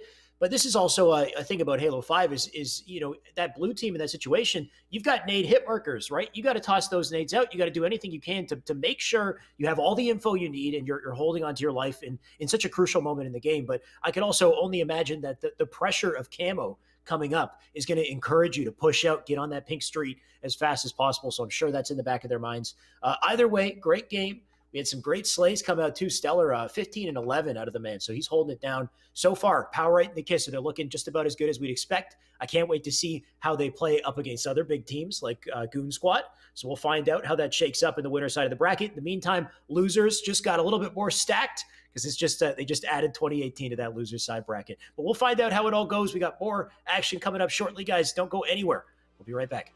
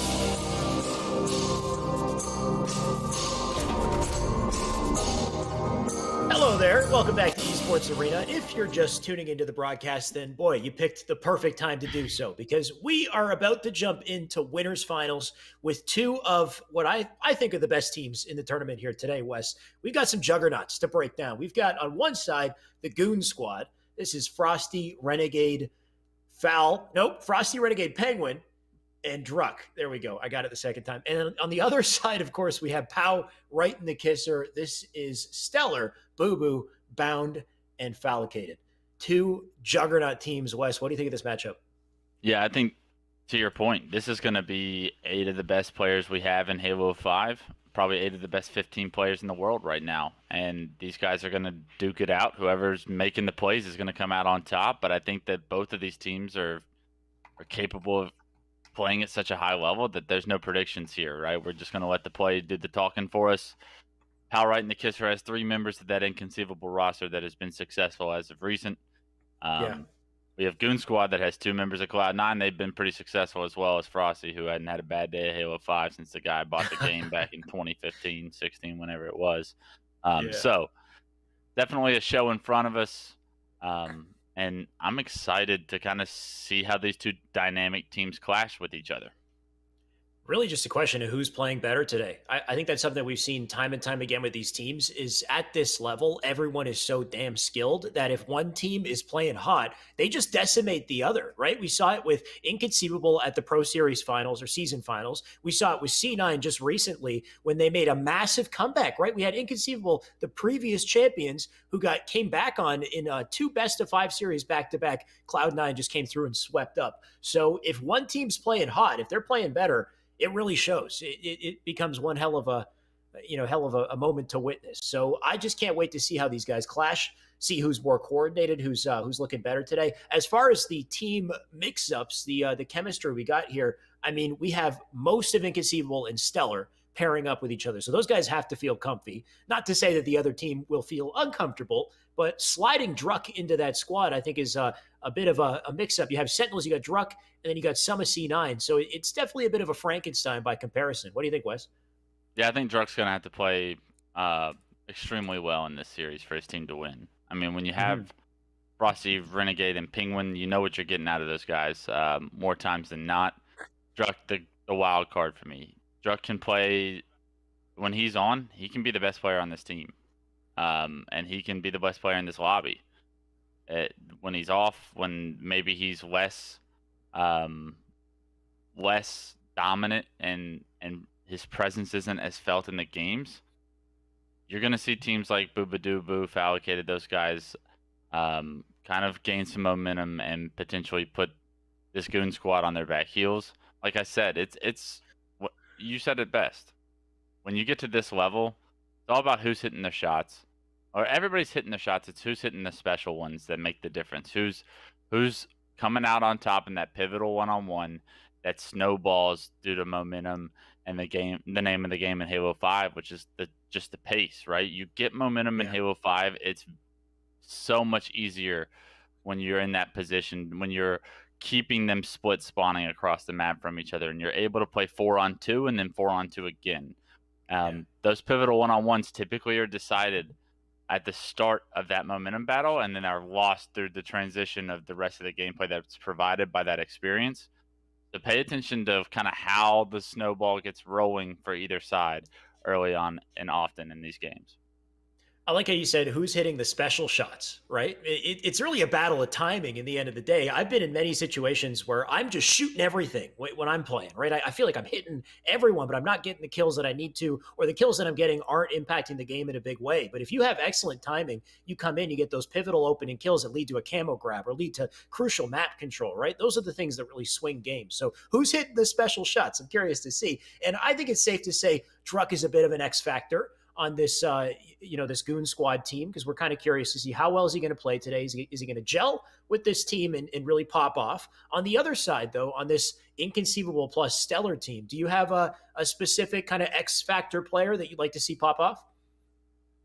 I think Boobadoo is the X factor. I think there's so many times where Boobadoo is the most impactful player in the game, in a specific series or in a specific important game 5 or whatnot, where Boobadoo's impact is just felt so massively amongst everyone in the game.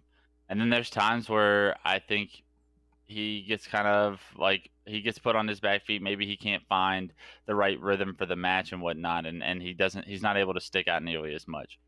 Sure. When Boobadooboo Yeah. takes over, it's very difficult to try and stop. We've seen him beat Tox in the past with the Splice roster he was on. We've seen recently Inconceivable have a lot of success when Boobadooboo was on fire.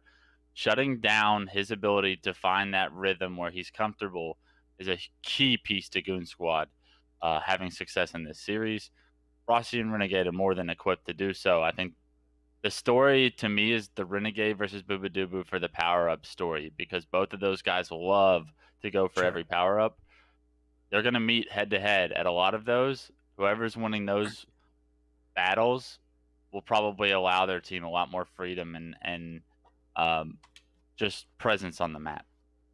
Yeah, definitely agree that if Boo Boo's allowed to play his game, it's decimating. It's giving me flashbacks to like you said, the Sentinels series. Boo Boo went 26-6 against Sentinels in Rig to shut them out completely. I think that's the best scoreline any player has ever had against Sentinels, and that was just a god tier game from him.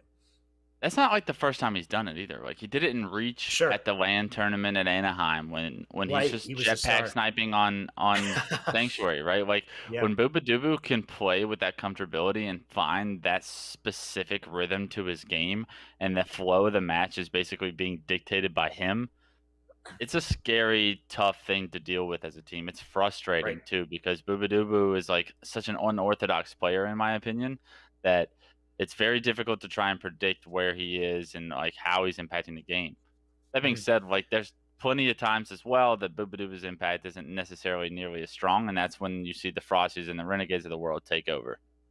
Right. And that's exactly what could happen if Boo Boo isn't able to play his game, if he isn't successful with those camos, those pickups. Another player who I want to look to, who I've kind of had my eye on, I want to see him start to pop off because I feel like he's consistently under the radar. We know he's a great player. That's Falcated. I feel like Falcated has been on these top teams for a long time, but he's one of the lower recognized. Like he's definitely under the radar in comparison to a lot of these other players, despite him being on a top 3, sometimes top 2 team, Inconceivable. So it's definitely interesting. Even going back to that Rig game where Boo Boo went off, Saiyan went off, Bound did his thing too. He didn't get quite the score line, but Foul actually had a really rough game. I've been watching it for the sake of analysis. Foul was getting spawn killed. He was getting caught in really unfortunate timings and spawn cycles. I would like to see him pop off. I think he's definitely capable. He just hasn't quite stolen the spotlight yet, and he's had these chances to do so. I'd like today to be the day. I mean, when I think of Falcated, I think of one of the best up and comers we have in the scene. He's Sure. been doing this for a little bit over 2 years now. And I know he's been competing for a lot longer than that, and he made his way into the top 6 and whatnot in Halo 5. But it feels like he's really coming into his form, and he's not just that aggressive, over-challenging player that he used to be. He's starting to connect the dots. I say starting to. He's connected the dots. Must in be the connecting 4v4 some. realm. Yeah. Yeah, Yeah, no, for sure. he's a high level player. The kid's always had some individual talent. Like he's always been a problem when it comes to gun skill for players because he's always had confidence.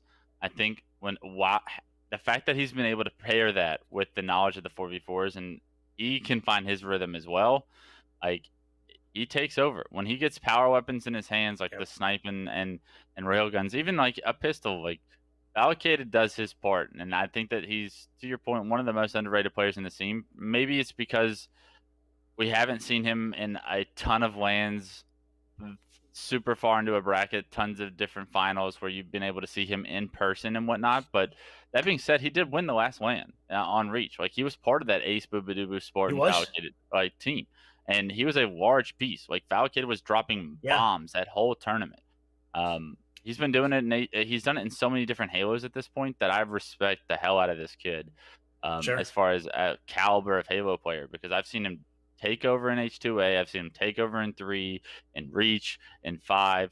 Like the kid can do it all. Yeah, he can have bad games. Everybody has bad games. Like Sure. you can get stuck in bad spawn cycles, but that's why it's a 4v4 game. So like the games that Falcated maybe having rough and he's getting the bad end of the spawns and he's getting split spawn away from his team and there's not many winnable situations that he's being put in, that's when it's Boobadooboo and Saiyan's job to pop off. That's when Bound Sure. needs to step up.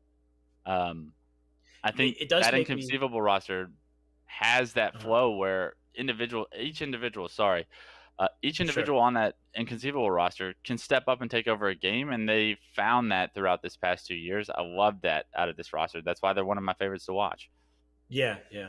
And it's a good point. Fowl has always been there in those top teams, right? Like he was part of Inconceivable back in Reach. He was on the original Splice roster when Splice started to pop off. Fowl was part of that original team. So he's been in the I want to say ether for some reason. He's always been kind of a main member for a long time. I just feel like he doesn't steal that spotlight in the same way that Frosty does when he picks up Snipe or Boo Boo does when he picks up Camo. But maybe that's not really his role on the team as well. Maybe he plays, kind of like the lunchbox role, where you don't quite steal the spotlight, but you're a crucial piece of the puzzle. Get the assists that you need to, the damage that you need to ensure that your team is making these big plays so that they can go off, right? It might not be the flashiest player. Like everyone Not the loves flashiest. everyone loves the Pistolas, the Snipe Downs, the Renegades, the Frosties of the world that are super flashy, will 180 hit you with the no scope, like make it look pretty while doing it. Sure. That's not everybody's play style. That's not what it takes a lot of the time, right? You can have success without being the flashiest and hitting the most ridiculous shots. You can literally have so much more success with your fine-tuned like mechanics and knowledge of the game and just understanding what the right play is. If you're making right plays, that's so much more important than hitting unbelievable shots, in my opinion. Wes, I just want to see the plays at this point. I want to see right plays, wrong plays, good plays, bad plays. Where are these guys? Are they going to play the game here? I got a lobby beside me. I see everyone. We just have yet to get into it. We did a quick jump into Forge just to make sure everybody can change their teams here, but the teams are set. So we have a hell of a matchup to jump into. It does look like we're having one issue with a mic though, so we are going to take a very quick break. We're going to jump right back into it. We want to make sure that these teams can collaborate with each other as much as they need to. So stay tuned, guys. We'll be right back in just a couple minutes.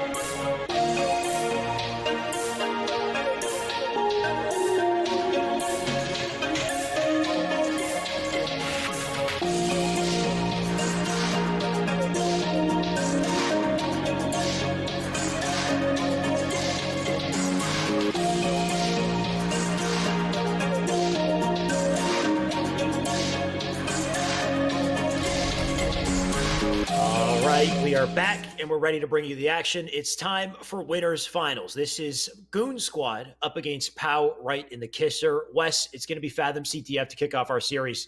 What do you think with this matchup based off of the teams that we know these guys are juggernauts? What do you think it's going to come down to take this? Yeah, it's that battle for camo, right? It's the Booba Dooba Renegade story that we kind of touched on before the last break. Whichever team's able to get control of those, figure out ways to excel with those in their hands, especially when you pair it with potentially a railgun that's bottom middle. There's a lot of damage and a lot of openings that people can create. You can turn several kills right in a row with those combos, and with it, you typically can turn them into flag caps, which will result in the win.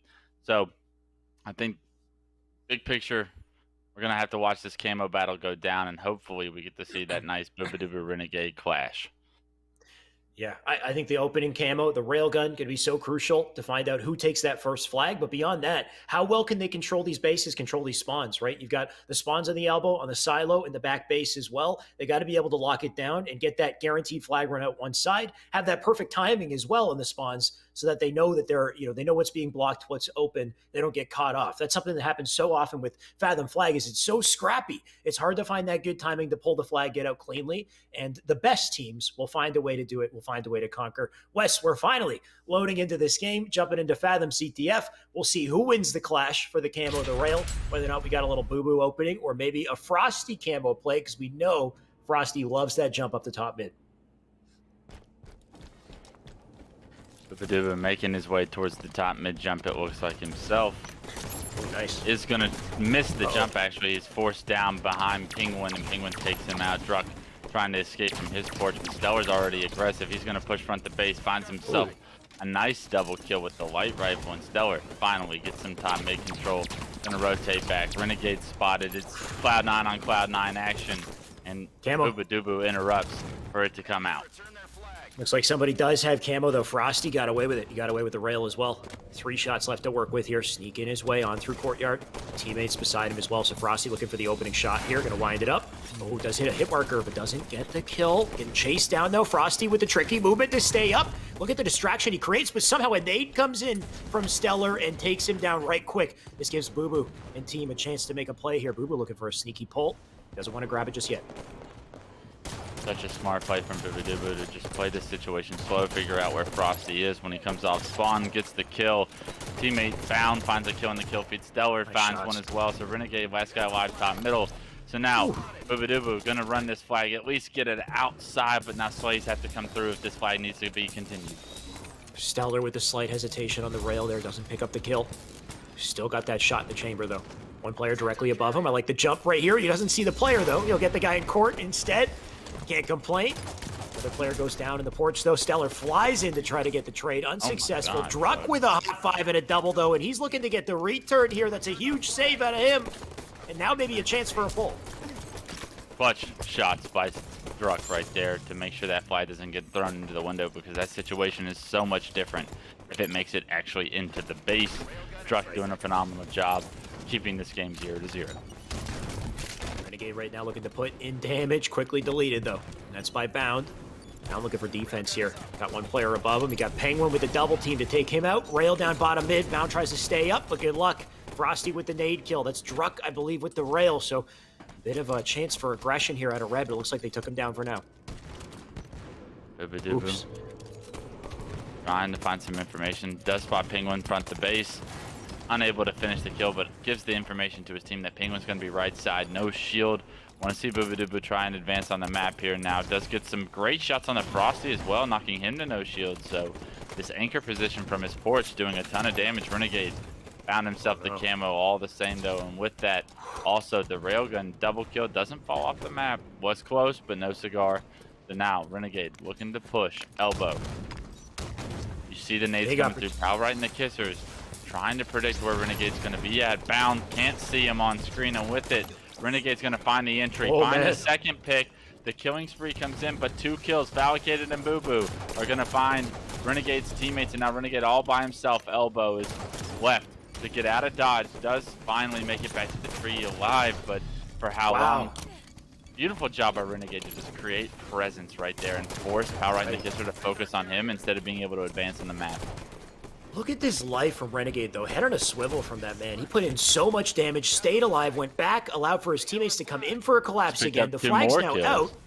He picked up kills on the feed here. The flag sits on bottom mid, but Foul will get the return. So all for naught here on that pressure. Going to try to keep that pressure up. We've been talking about Foul pre-game. Got to see Foul ice him to get these kills here.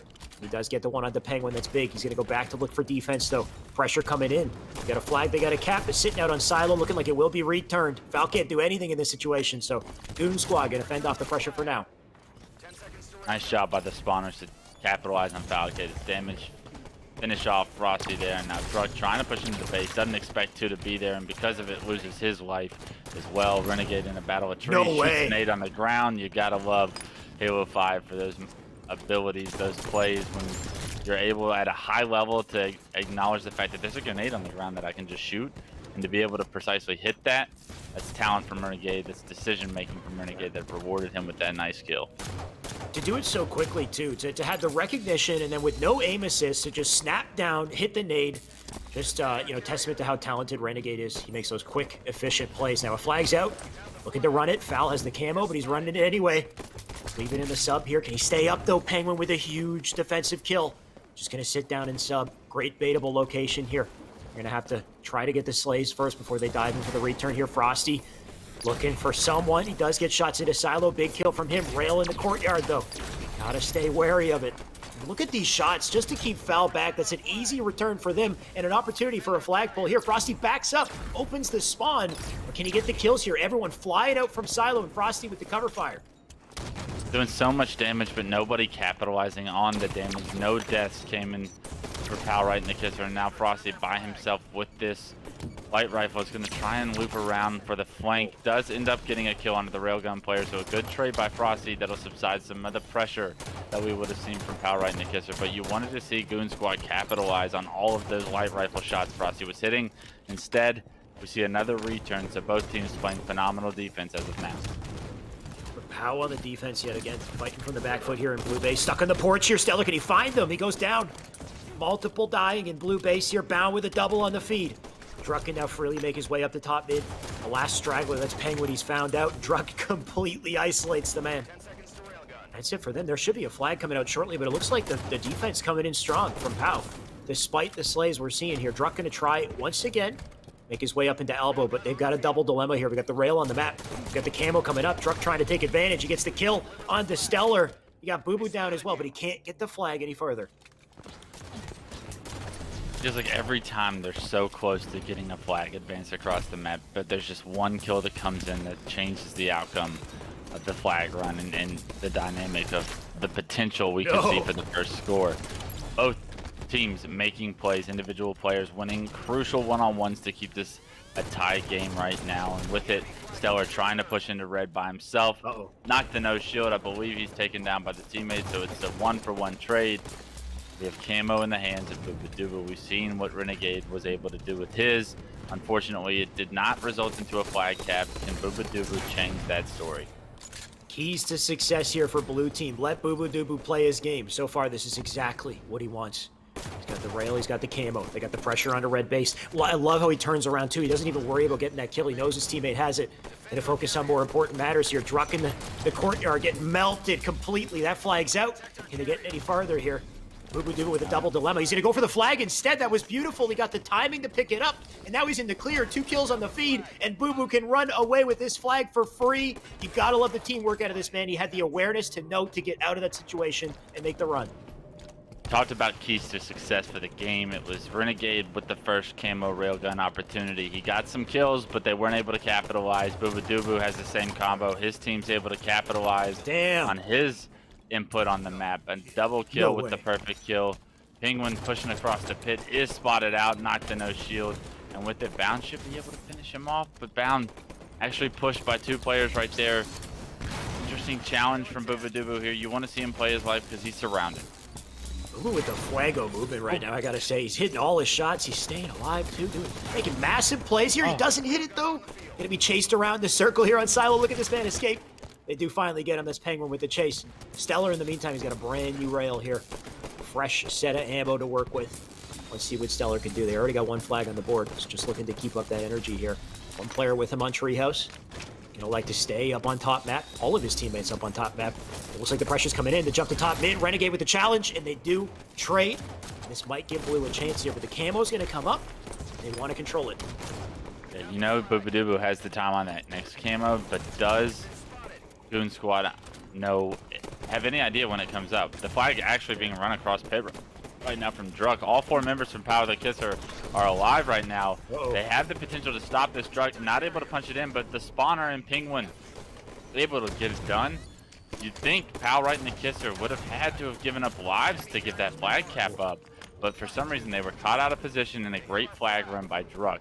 Capitalizes, shows you a little bit of the KCP flag opportunities, but the counter cap could be just as real.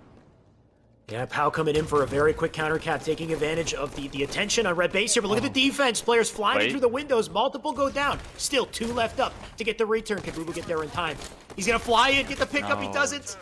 There we go. No defense ahead of him. Multiple slays going left and right here. We got trades in the base. Is it enough to pull the flag out? I don't think so. Looks like the defense is strong, but Renegade is not letting up. Foul with the double on the feed, though. Renegade has no choice but to back down. Yeah, Renegade, the last kill alive for his team, just going to play his life, try and control whatever he can. That's going to be Tree for the enemy team. Finds Stellar. It's Cloud9 action. Cloud9 comes out on top, but it's Renegade and the side of Goon Squad that wins the one-on-one. Unfortunately, Bound there to trade that kill with the railgun out now. Spots Frosty as Frosty snuck into the base, actually pulled the flag throughout all the chaos going on in Tree. Are they going to be able to capitalize on this flag? It doesn't look like it. It's 2 players hop the return, and that's a beautiful job by Pal Ride and the Kisser to have 2 players hop the return, understand that they need to get this thing returned, even if it means giving their lives away. And with it, they reset the map, so a veteran desperate return from Pal Ride and the Kisser keeps this game tied at 1-1. In the meantime, Sane did make a huge kill to get that rail. Looks like he can't get out with it, though. Foul snuffs him out. Foul now with the rail in hand. Gun's starting to look like a hot potato here. Let's see how long he holds on. Just going to keep his angle on the camo, though. That gives it to Boo Boo. So once again, Boo Boo, he made a massive play with camo last time. It was the reason they got that cap. Can he do it again? All the goodies stacked on the side of Blue here. Just looking to coordinate the attack. You got one over on elbow. Players up on top map, though. Boo Boo knows. What's he going to do about it, though? He's still going out through courtyard here.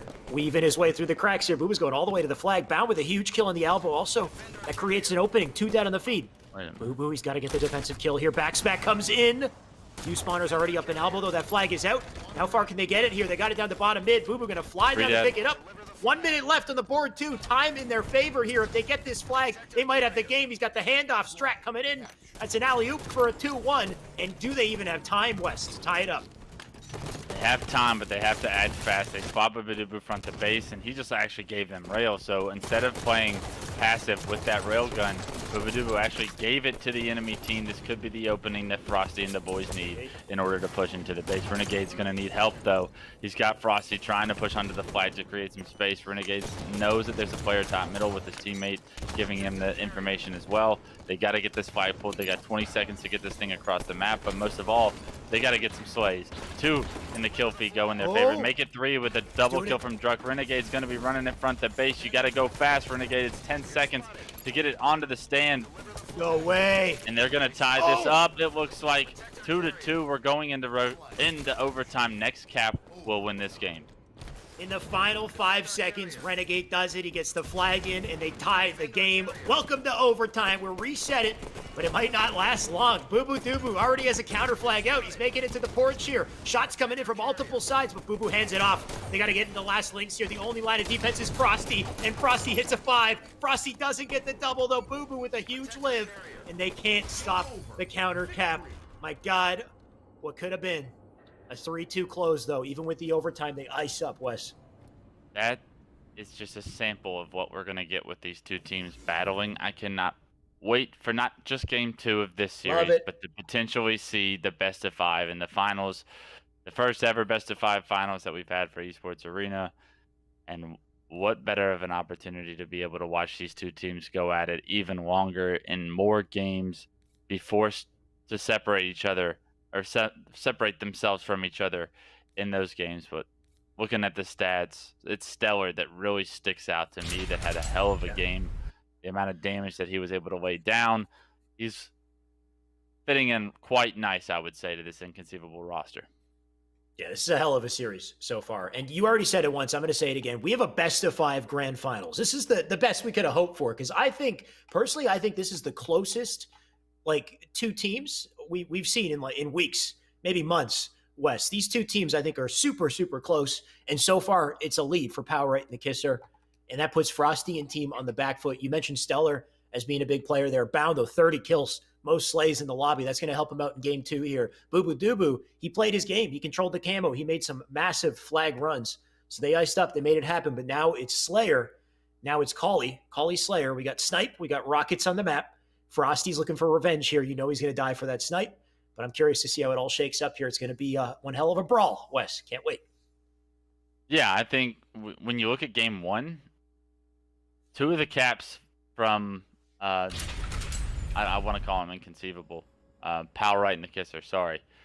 2 of the caps came off the back of Boo Boo Doo camo plays, right? We talked about how that was going to be able to impact the game, and yes, it did. It positively influenced the game. There's no camo on the map for Coliseum, though, so Boo Boo Doo opting to go for rockets at the start. He's going to find Penguin, doesn't land the rocket.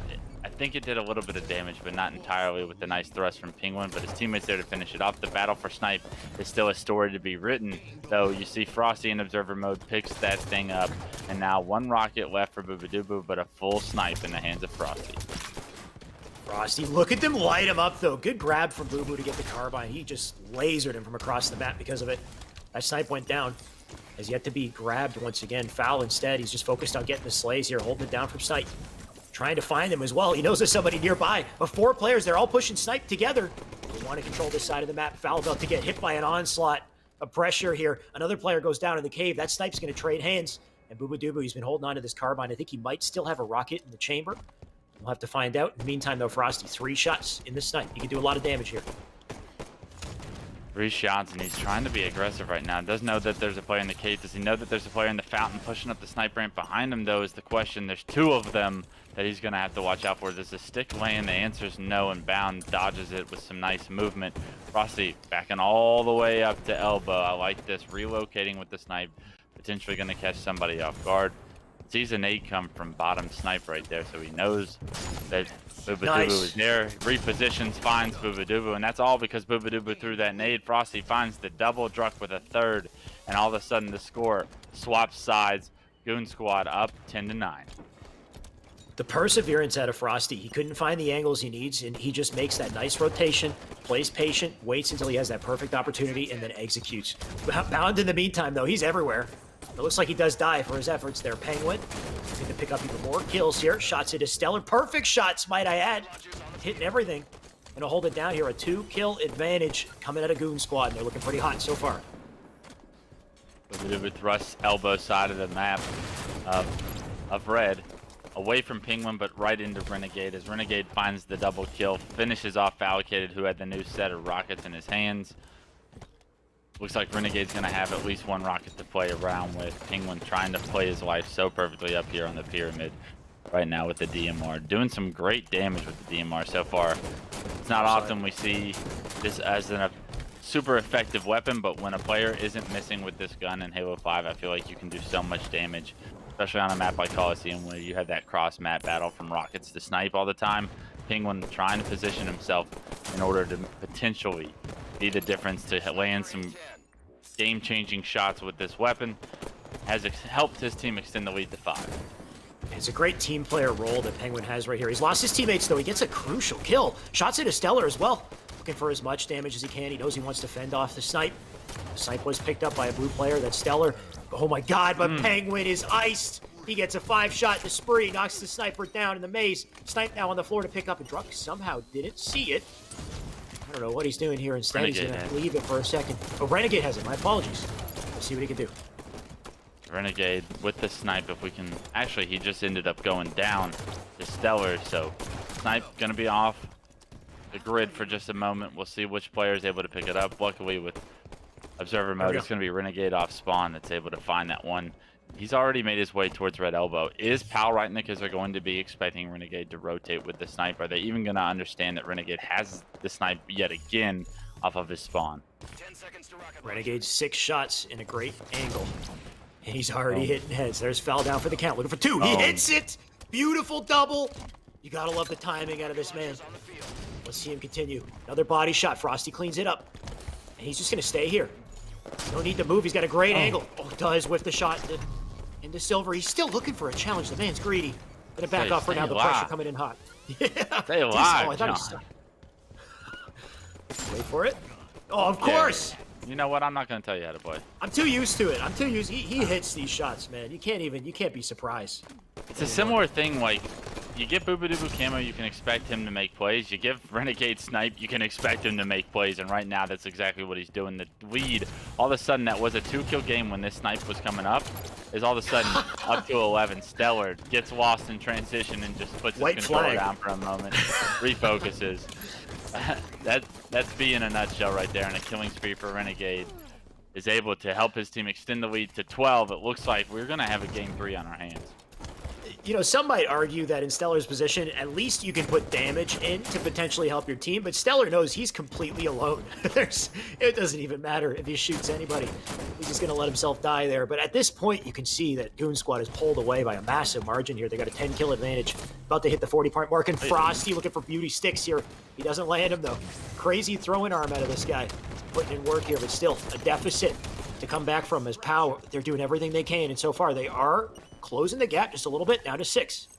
6-kill game, winnable at this point. You have a win condition that maybe didn't appear a few moments ago. You got the slays you needed. The new snipes coming up in 30. They're trying to collapse on it. Valkyrie gets caught a little bit overextending there. You can't afford to trade kills. It is a 5-kill game, however, and Stellar going to be here in order to help out Bound, but so is the team for Goon Squad right now, 38-44. Still a relatively close game. Definitely winnable. It's going to come down to the snipe here, and Renegade, he's in position to pick it up, but knows not to go for it right away. Shots into Stellar, getting lit up, though. To try to live in the back of Pyramid. A nice nade will clean him up. There we go. That does it. Takes him off the map. A 4-kill game here. Snipe control. They're looking to hold on.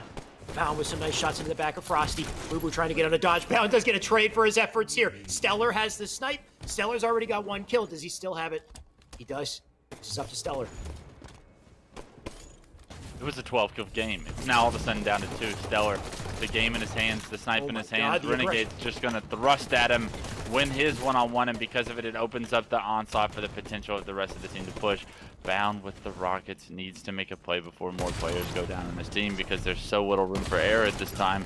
Does find a double, but it's not enough. 49-46, and now just 1 kill needed for Goon Squad. Renegade finds it with a trade onto Stellar, and with that, they find themselves going to game 3. That was one hell of a game, Wes, and I'm kind of glad it went the way it did because I don't want this series to end. I want to go to a game 3. Let's see what these guys can do as a closer for what has been one hell of a series. There was a 10-kill deficit. It was, 39-29, just seconds before that, and it all came down to the final power weapon round, right? We had the snipe, the Rockets to fight over, and honestly, I'd say Blue won those power weapons, and they brought it back to a very close margin.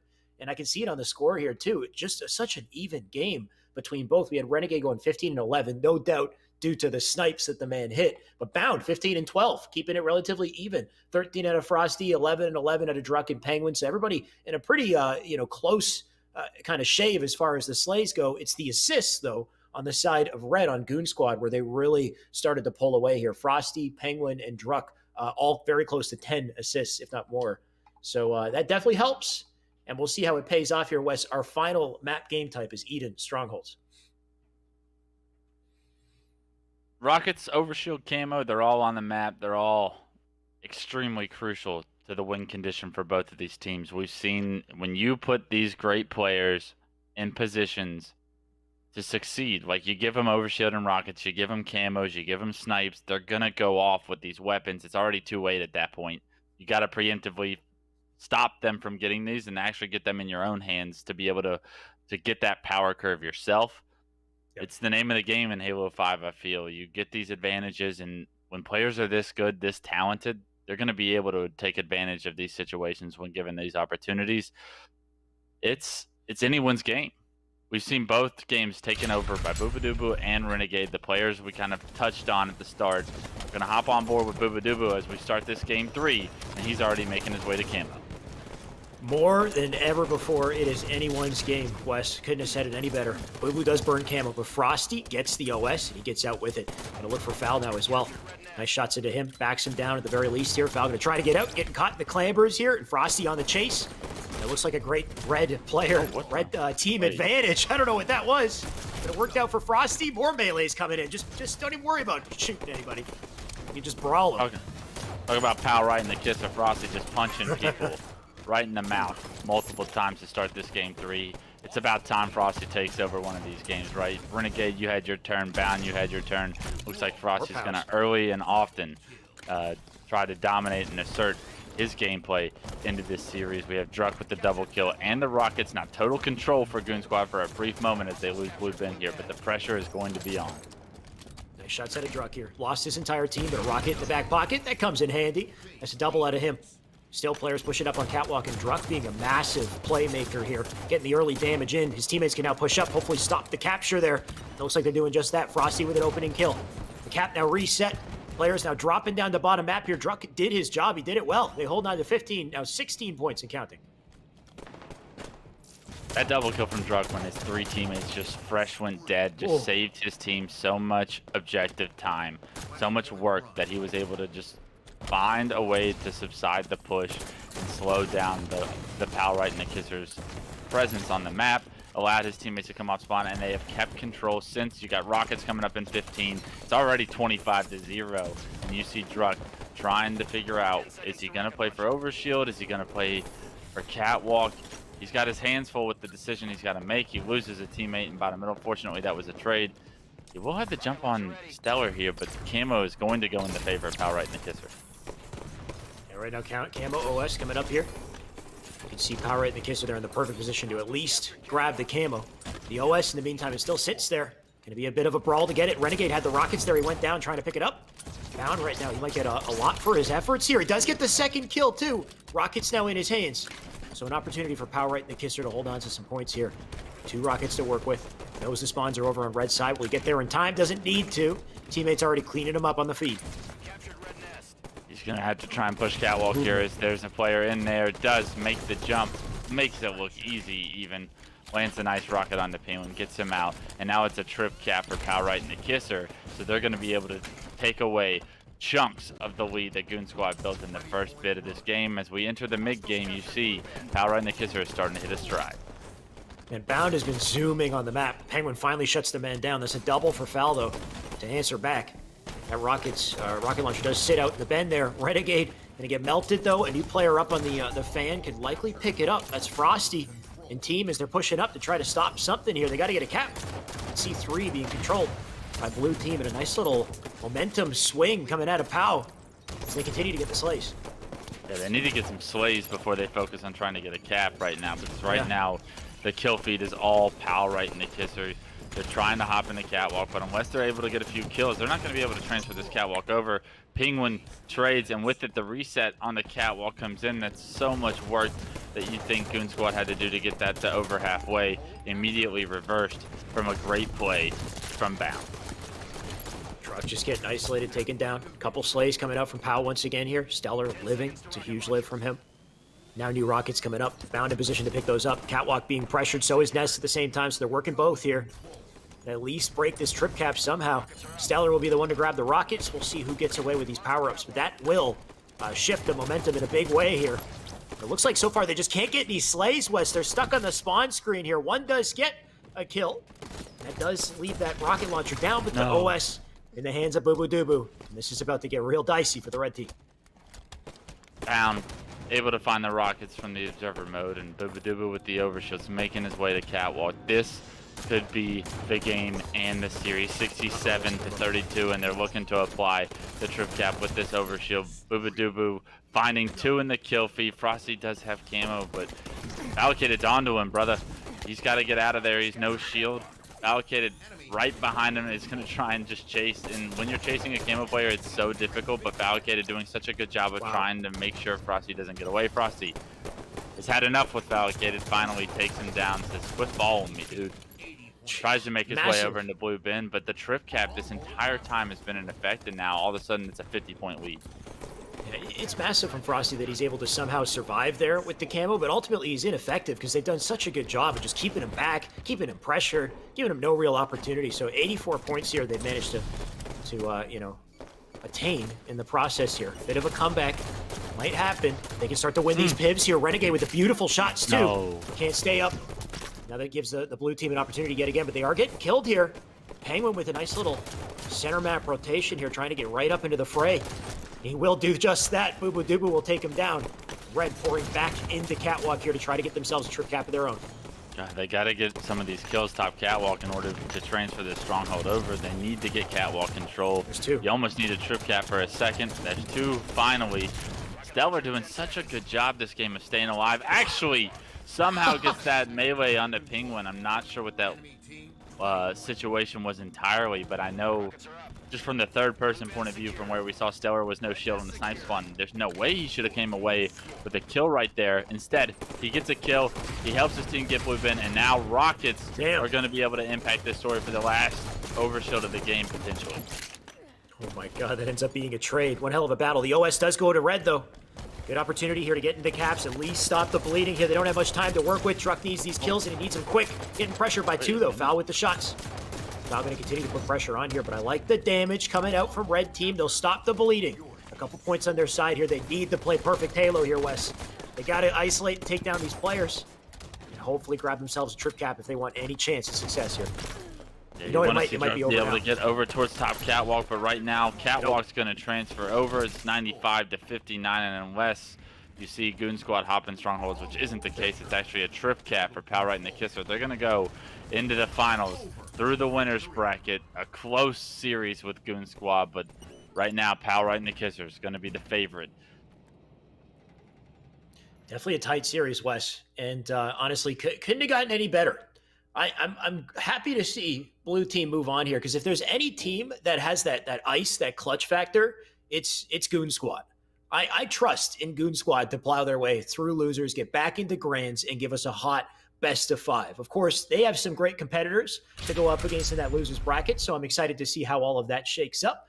But if anybody was to lose this series and make a comeback, I feel like Goon Squad is the one to do it. So we have a hell of an exciting moment coming up on our hands here, Wes. In the meantime, though, this was a hell of a series. And you know, credits to Boo Boo and team here for really just locking down those power-ups and the rockets more often than not. Honestly, the player that stuck out to me was Stellar in that game. We didn't get a ton of his point of view, but it felt like every single time he was doing things that he shouldn't be doing. He was being such a difficult kill. He was winning his one-on-ones, the one in tower against Renegade, where he kind of just like double back, completely no shield, and just jump back out. And it's like, you know, that's Renegade. You know, that's your teammate from Splice, your teammate on Cloud9. That's like one of the most renowned individually skilled players in the world. And you have the confidence that, hey, I'm going to take this one-on-one into my own hands and dictate the pace of it. I'm going to hit this shot and change the outcome of this game. It's those kind of plays. It's that melee that somehow he got on the Penguin when he was no shield top snipe and dropped back into blue. It's like Stellar was making such a heavy impact everywhere on the map that game. And because of it, you saw this inconceivable roster. Like I said, you plug and play Stellar to your team, you're probably not going to falter too much. You're probably going to improve, and I think that's what we saw. Yeah, Stella's looking good. His team's looking good. You talked about him, doing work on the map. Well, he has the most damage on his team next to Boo Boo Dubu. So he definitely was making big plays that game, and I expect to see more big plays out of him. In the meantime, though, Power Right and the Kisser, they sit on the winner's side of Grand Finals. They're going to wait for their competitor. We're going to find out who that competitor is in the gauntlet that is the losers bracket. We got a hell of a lot of matches to go through here, and we got some great juggernauts sitting in losers who are hungry to make their way back to Grand Finals. Let's find out how it all happens after the break. So stay tuned. We'll be right back with more Halo.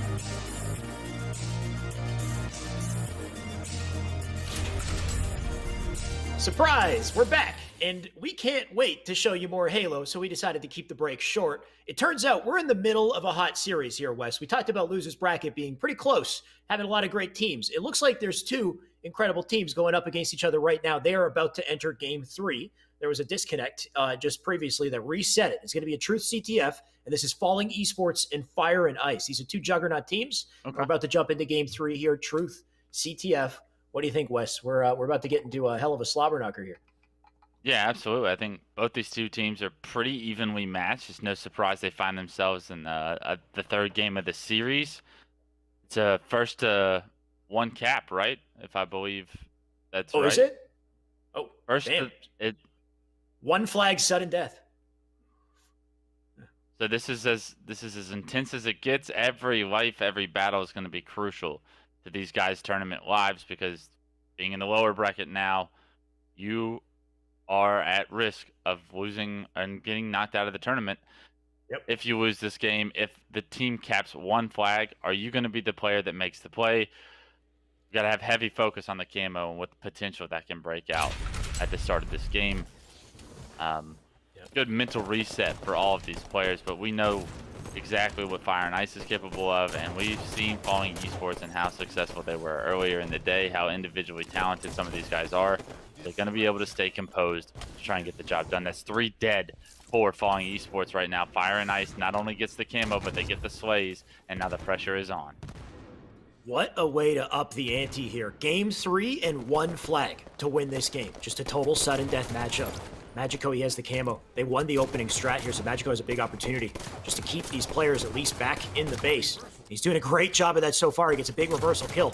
Jan now going for the re-challenge once again here, but he's got a teammate with him.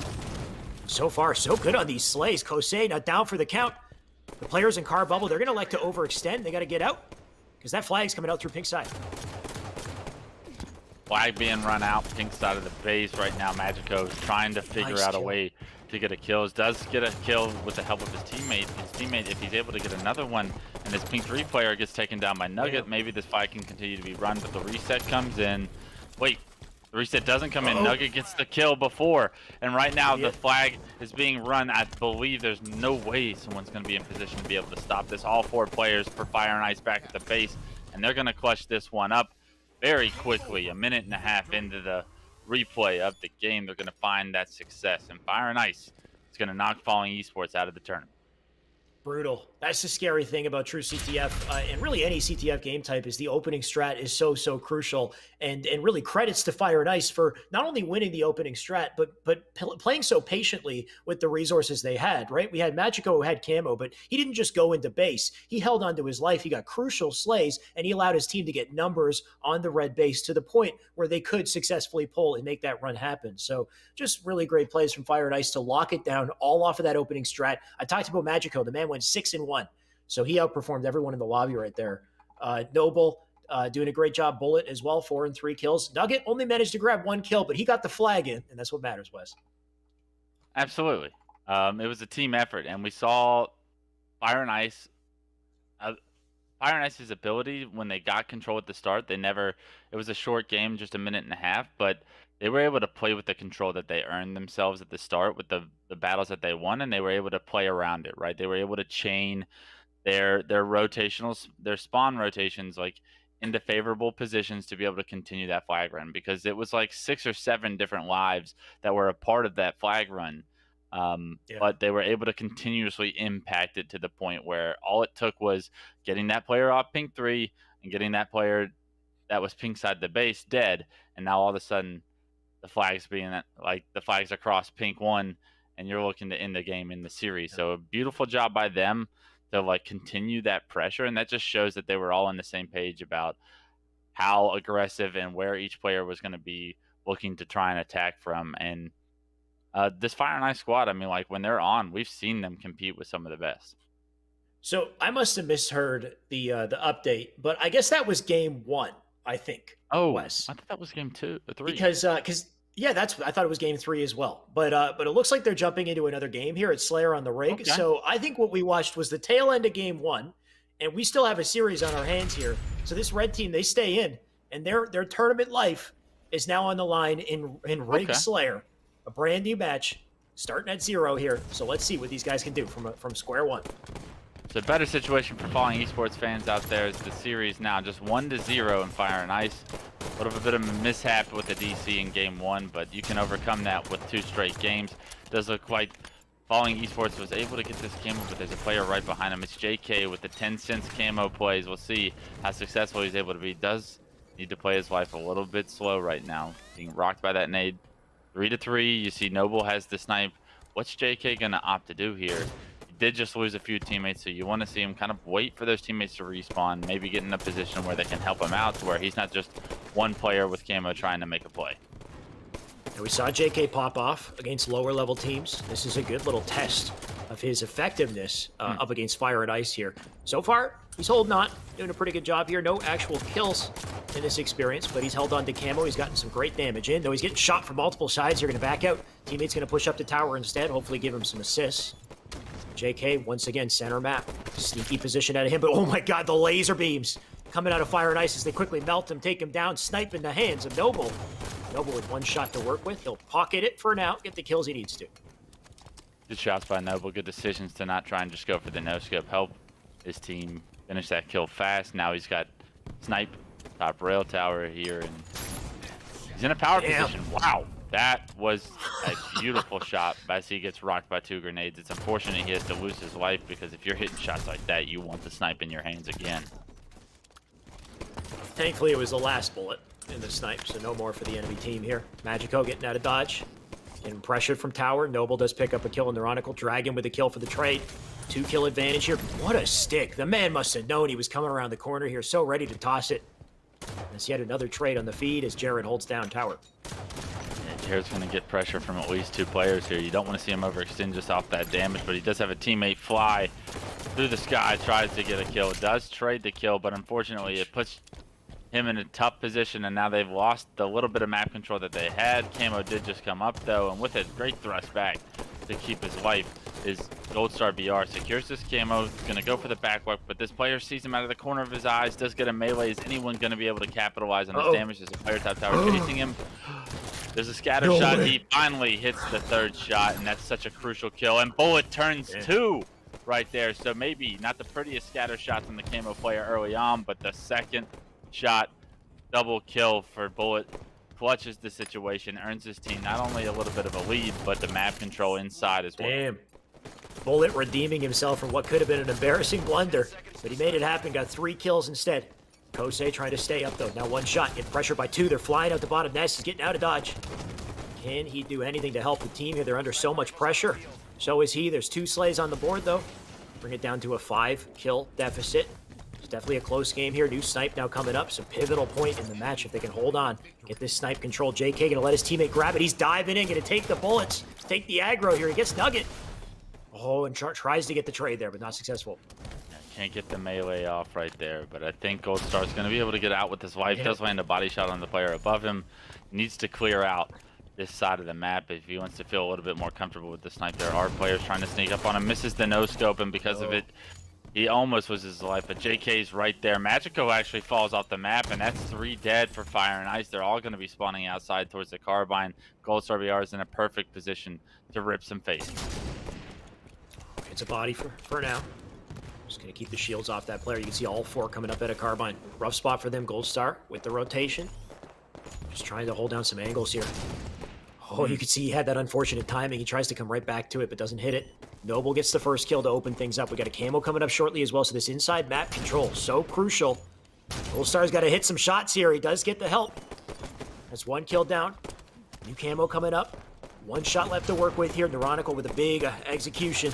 That player dives in. It looks like it's going to be a burn here. Definitely a burn coming out of Magico. Yeah, and just a 1-kill game now. All of those kills go in the favor of Falling Esports. They are able to cut into the deficit completely now. Just a 2-kill game. Gold Star, you said it. He hasn't gotten too many kills with this snipe, but the assist, the wingman is in, and yet another one for the team. Jared able to finish Gold Star's no-scope to the body right there, and now that he's out of snipe, we're going to see him finally go down, and the power curve of the snipe is finally over, but the damage has been done, and now we have ourselves a game. He played his life well, but now Bullet on the aggression. Man's already got a 5-shot to his name. Just a 3, make it 4-kill difference here. Bullet looking to make it 5. Oh man, the slay's coming in. That's 3 dead on the side of red here. They're spawning up on carbine. Potentially. You got Bullet with a hard angle on it. He might force that spawn somewhere else. It does look like it's carbine though. So we can still put the pressure in, but the 3-way melt completely takes him down. They're going to try to keep up that pressure. They're 1 more down in the feed. Pressure into tower as well. Magico, can he get a kill here? What the? He jumps over the head of 1. Wait. But can't stay alive. He actually gets a kill, though. I think somebody fell off the map when trying to potentially melee him. That player that jumped around at the exact same time, I believe, fell off the map. And with it, a 6-kill swing for Fire and Ice, what was just a 1-2-kill game for Fire and Ice and Falling Esports is now starting to expand. When the snipe has been off the map, we've seen all Fire and Ice in the kill feed. The next snipe's coming up in 10 seconds. Falling Esports had so much success with the previous one. It's the only way I see them calling back in this game is controlling this. Fortunately for them, I do believe they're going to be out there. But it does appear that Gold Star BR having a little bit of a connection issue there potentially could affect the rest of this game. A beautiful 1-shot onto the scatter shot player. Jerry gets a kill as well. He gets information onto a catwalk player, but Gold Star once again starting to lag. And unfortunately, that's the name of the game. Oh, no. Sometimes when you play online. This looks like it's affecting everybody, I think. Is it just Gold Star or is it? Looks like it's I mean, they're everybody. playing through it. It's a 5-kill advantage right here. Fire and Ice, they're still holding on. They're not going to let up despite the connection. You got to keep playing. Hold on to the 5 kills. Looking to close out the series here. Nugget already has 1. That's now 46. 4 left in the snipe in the hands of Bullet. If he starts going off here, this could be a game. It's looking like it might be. Finds 2 bodies. Is anyone in position to finish those 2 kills? The answer is no, but still, I love the way he's falling back with this. You don't want to give away the snipe. 47-43 is still a losable game. 48. You're not going to be able to capitalize on your teammates' death right there. So just fall back, understand the situation, that the real only way you lose this if you're Fire and Ice is if you lose the snipe and you give it to their hands and they make a play with it. He is knocked down to no shields. Absolute now from the second grenade. Does hit a beautiful no-scope thrust on a gold star. Dodges the nade in order to stay alive once again. His teammates on the 50th kill. And that shot is all she wrote for Falling Esports. He looked like he was going to die, right? He couldn't find a single angle opportunity to fire any bullets. It was just a matter of, like, can his teammates pick up the kill and close out the game while he at least holds on to Sniper in the bottom of Nest. But, man, lo and behold, he gets a no-scope.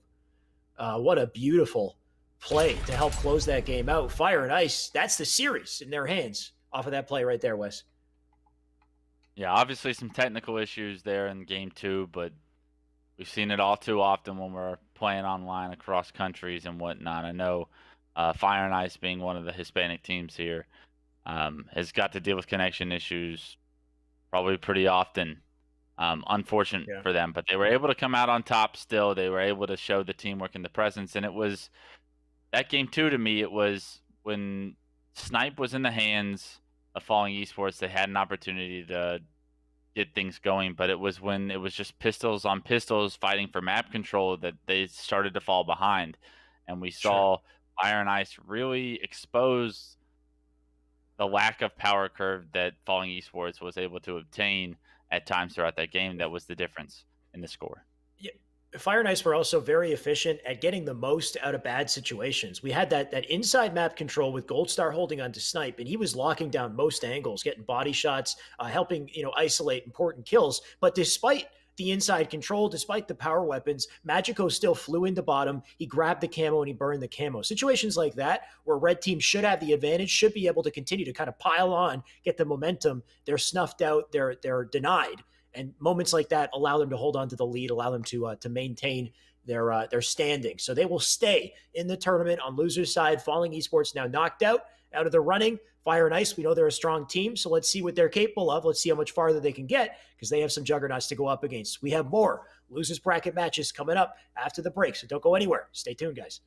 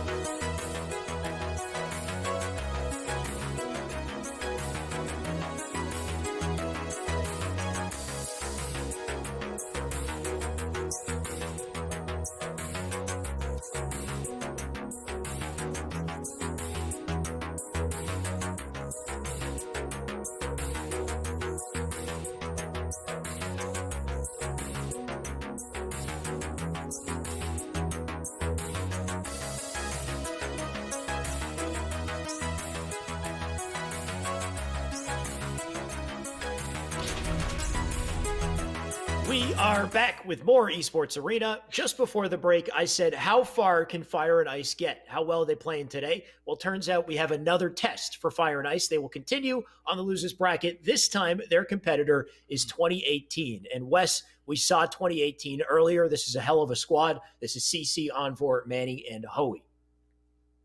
Yeah, this is a team that was playing fairly well, right? Earlier in the winners bracket, they ran into one of the juggernauts in the tournament, unfortunately, and was taken down. But Fire and Ice should be some competition for them. But I feel like they go into this series as favorites, understanding that you need to win these series in order to get another opportunity to go up against a Goon squad later on in the losers finals. Yeah, this is a great test for Fire and Ice. Like you said, let's see what they can do up against a team like 2018, because this is where they get to the point of playing against some of the top players in the game here. You got Manny coming from KCP, one of the top teams. Super CC and Envor, they teamed together on Flyers, and Flyers was what I would say for a long time the fifth place team that looked like they could break through into that top four, but unfortunately haven't quite been able to make it happen. They're still full of top talented players, though, so I'd like to see them continue to improve here. And then to round it out, you've got who I believe is Jazero going under a new tag today, which a bit of a weird tag to say out loud, Wes, but Hoey. I feel like I like Jazero more. I don't know. What do you think, Wes? I don't know. I kind of like Hoey. I think he okay. That. Correct me if I'm wrong, but I think people call Jazero Hoey. Like that might be his name. Well, so I could be wrong in that. It could be Joey or something, but I'm pretty sure I've heard him referred to as Hoey before. So yeah, I'm not gonna roast the guy on his name. Like, well, I'm gonna step back and let you kind of dig yourself that hole, right? I ain't roasting. I'm just I just like easy to read names that don't, also sound like they have other connotations. I don't know. Anyway, let's go. We're jumping into this game. I'm looking too far into it. Let's look into this game instead, Wes. We've got Strongholds coming up on Eden to start our series. A best of 3, of course. Let's see who's got the ice today. Yeah, this is a big series for both these teams because I feel like both these teams go into this tournament saying, like, if we want to place what we want to place, we have to beat this team. Like, for both these squads, right? They're pretty evenly matched. We're hopping on board with Manny, and he's already made his way towards the overshield. He's just going to be power right in the kisser on 2 of them, punching them to death. That's 4 melees, 2 kills for Manny as he starts this game off the right way. Noble baiting the rockets, doesn't pick him up right away, waits for his team, potentially baits out a player, hoping that player would overextend. Doesn't quite overextend though. I believe a reset just came into Blue Bend, and right now 2018 is going to be the first team on the board with the points, but we'll see if the Rockets are going to affect the game, and it looks like they are going to affect the game in a negative manner. Noble actually rockets not only his teammate, but himself with the second one, and now a trip cap for 2018. But that almost looked purposeful. Like, how do you shoot that rocket? That was like, I'm going to kill my teammate. Oh, my almost got backs back there, too. What's going on in this game? Hoey does go down. They got a trip cap, though, so they don't need to worry quite as much as Fire and Ice, who've been making some questionable plays to start this game. Manny trying to apply some pressure on the Red Nest. A little bit of an overextension's probably going to get rid of this trip cap for the moment, but nades are coming in. Super CC finds one.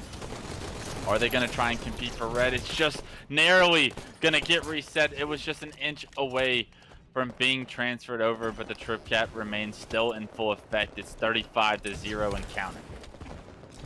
This is the point where the bleeding starts to really take effect here, pushing that 40-point mark. Multiple slays going up in the feed here. They do manage to cap Blue Bend to at least stop the bleeding, but look at that feed. Just looking all red here. Big kill, big answer back, but Hoey still in blue base being such a difficult target here. U-spawner's up in tower, and he's in a great position for early defense. Look at them back off immediately. They know they can't get the cap right away. Because of this, they're just getting lit up off a spawn here. Multiple going down. Trip cap still in effect, now at 50 points. We need to see something out of Fire and Ice.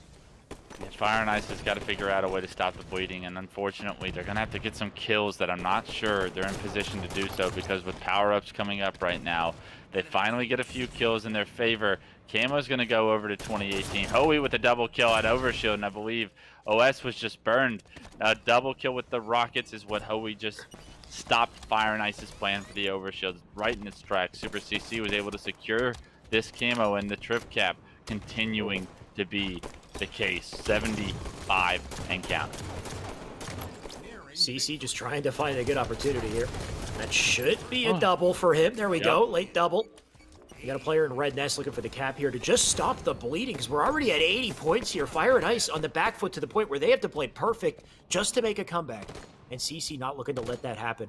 Oh, you know what? He could actually hit that with a spring jump, or maybe even a stabilize. He could have got right up to there. I was about to say the stabilize could have done it for sure, but you also give away your location with that audio cue to where that player potentially could have reacted. But 88 and counting. Yeah. I like the I was going to say, don't go for the clamber. Right? Go for the melee lunge instead of the clamber. That would have been cool. Anyway. Always ways to improve your game in Halo 5, even with the slightest movements. And finally, Fire and Ice on the board. But is it too little too late? 93-2. You'll need to see. Shyway, we say it all the time. It's perfect Halo required, basically, to come back from such a deficit like this. I'm going to go ahead and call that that's not what we're about to see out of Fire and Ice. Yep, perfect Halo required. And I don't see it just yet. They are on the back foot here. They will get the reset on Blue Ben at the very least, so they can hold on to their points. We got to see a little bit more than that. Going to start to hold down the map here. We have new OS coming up. OS camo coming up very shortly. Rockets as well. This is a pivotal point in the game. They're holding out outside map control here. CC does look to get into red nest. Knows that there's going to be pressure when he does it, though. They need opening slays just for a chance to get in here. And right now, Fire and Ice not leaving any openings. Except for this red nest, actually. They might lose this cap in a second. They're trying to play for overshield, but they don't really have time. They have to focus on the strongholds. They can't afford for a transfer to come in. Unfortunately, they try to refocus their abilities there, and because of it, red nest is going to get transferred over. I do believe there's a second player there, and the trip cap, once again in effect, is going to end this game 100-19. A very dominant performance from 2018. What a start out of 2018. Making Fire Ice look, kind of look easy. Look like easy money right here. Fire and Ice, we know they're a great team. They're very talented. They looked great in the last series, taking out Falling Esports, which contained players of similar caliber, I'd say, as well. But so far, not so good for this Fire and Ice team. We'll have to see what they can do in Slayer coming up, of course. But man, this is just testament to 2018. Wes, is there like a newfound chemistry, you think, here that these guys didn't have previously, that maybe they've unlocked here, or what? I think they got momentum and never lost it. I think Halo 5 is one of those games where if you can get off to a good start, you can get rhythm, you can get momentum going in your favor. You can use that to snowball and continuously play advantageous positions, and to the reverse effect, when that's piling against you and you're coming off your spawn and there's a trip cap in effect and you're already down by 40 and you've got to make a decision. Do I slay? Do I try and hop in a stronghold and slay? Do I try and focus on maybe some map control first or whatnot? Didn't look like Fire and Ice knew how to get out of that situation fast enough. And because of it, you saw this 2018 roster continue that snowball for way too long. And create such a lead that was impossible for Fire and Ice to come back. I don't expect that to be the story of every game in this series by any means. I know it's a best of 3, so we only have one more opportunity if Fire and Ice doesn't start off the right way. But I think if you're Fire and Ice, you have to just take a deep breath, reset, and understand that Halo 5 is one of those games where when it rains, it pours at times, and stopping that bleeding is difficult, and we weren't able to do it in game 1, but game 2, if we're somewhere in that similar situation, we have to slow it down, figure out a way to minimize the damage being done. Yeah, I think the biggest difficulty in Strongholds was just coordinating their resources to take advantage of not only the captures, but you got the OS, the camo, you got the rockets to worry about, so much on that map. This is a little different, though. We're about to jump into Slayer on Regret West. We've got the OS bottom map, we got the caster, the combo, a couple goodies, but not quite as much to worry about, and a much easier spawn cycle in this map as well. We can see one hell of a momentum string here. If Fire and Ice can bring that momentum, if they can open strong. So a lot of this is going to come down from this opening strat here. Let's see how they split their resources, whether or not they can make big plays. We're going to find out. Just about to jump in, Wes. There we go. It's Noble to kick it off here on my screen. It looks like he's going straight to top mid to start. Already picking up the combo, knowing that Hoey is going to have the overshield. It's his job to find the overshield player and try and knock out that overshield with the plasma pistol. I love the strategy, but unfortunately, Noble just lost his life to Manny, and because of it, the overshield is no longer a threat of being comboed. You see his teammate is in control of the only counter to the overshield right now, other than a large amount of damage. It's going to allow Hoey the freedom to kind of roll around the map without having to worry about being one-shotted. Overshield is gone, but a 5-1 lead as 2018 starts off. Game 2, just like we saw in Game 1, rolling in kills. 2018 taking the fire from Game 1 right into Game 2 here. Still putting up the pressure. Nice shots right there just to keep that player back at the damage. Now 8-4 on the board here, but Fire and Ice, for once they've got top map, or they had it. Noble gets quickly deleted there. Top map control now back in the favor of 2018 as Nugget looks to do something just to chip in here.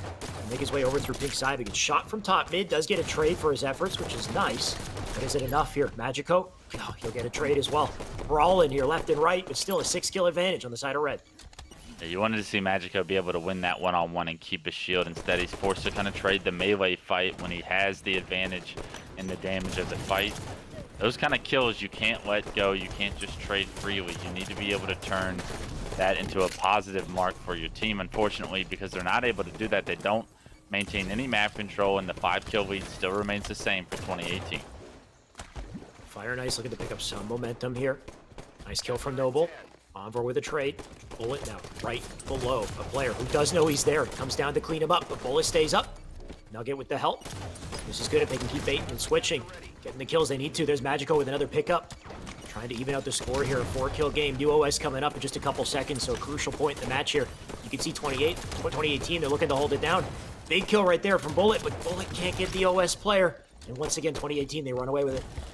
Two overshields in the hands of Hoey, and that's 2018 doing a phenomenal job so far here in Game 2 of controlling the power-ups as well as the map.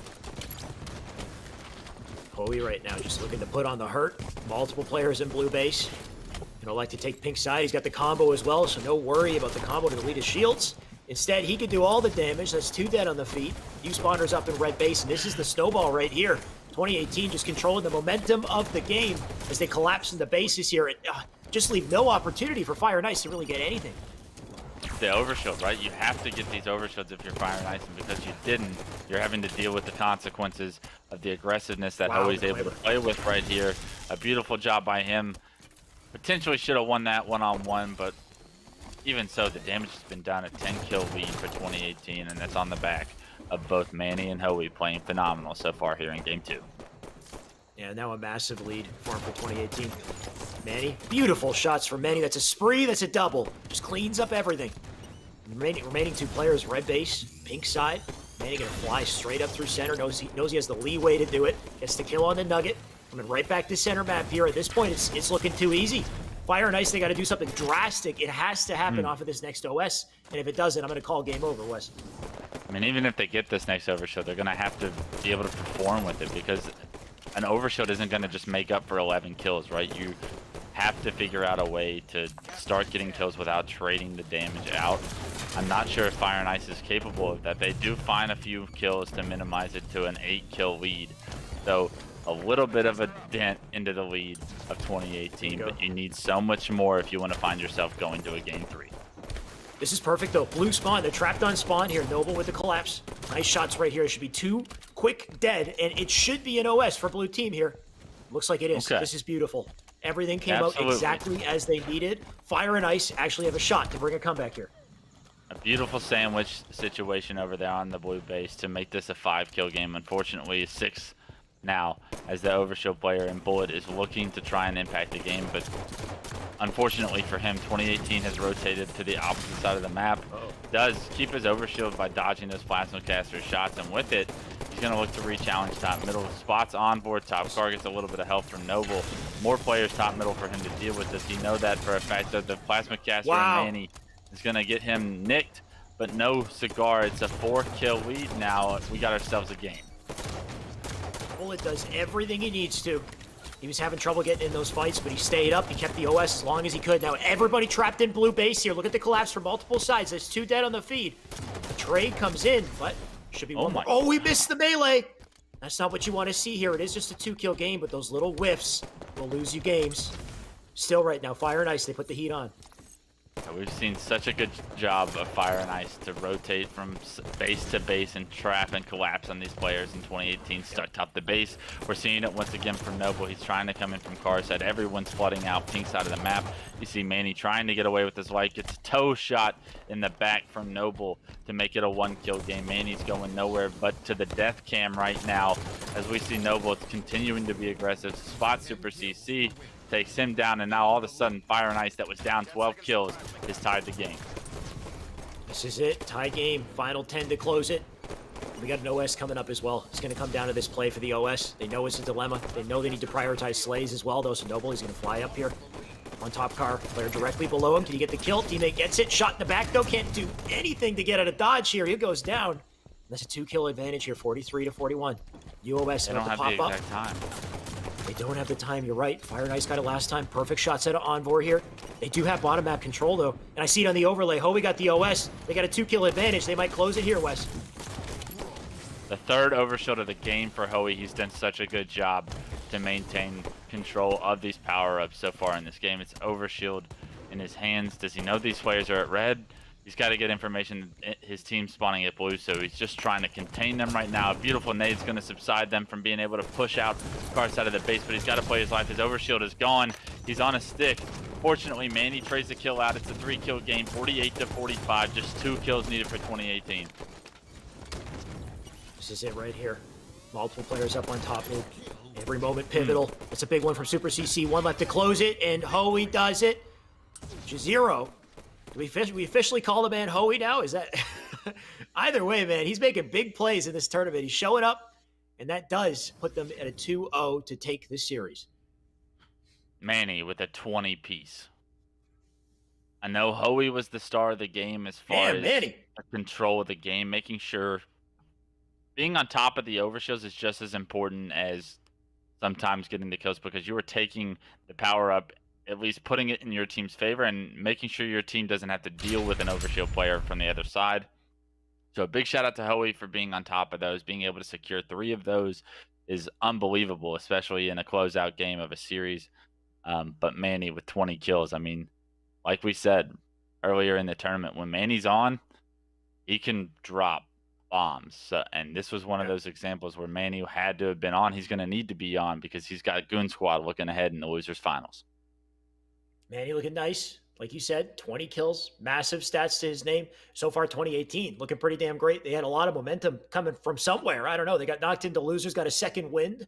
And Fire and Ice, who were looking great, kind of got run down, right? That first game, they got completely run over. And there was a large advantage throughout most of game 2. Fire and Ice, they had some ice, managed to make a bit of a comeback, but it just wasn't enough. Too little, too late. So Fire and Ice, they're going to go or stay home, I guess, here. That's it for them. But we'll find out what happens with this red team with 2018 as they progress through the losers bracket. Got a couple other big teams to go up against here. So stay tuned, guys. We got more matches coming up very shortly.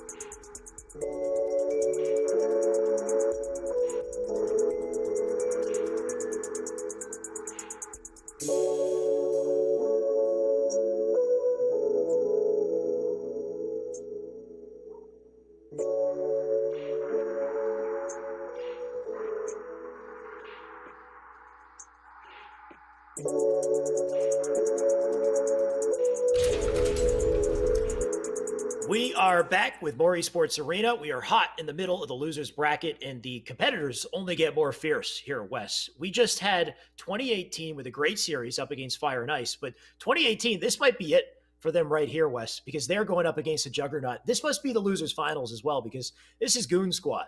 We got Druck, Frosty, Penguin, and Renegade. Wes, do they have any chance? Even though they got momentum here, I'm worried about these guys.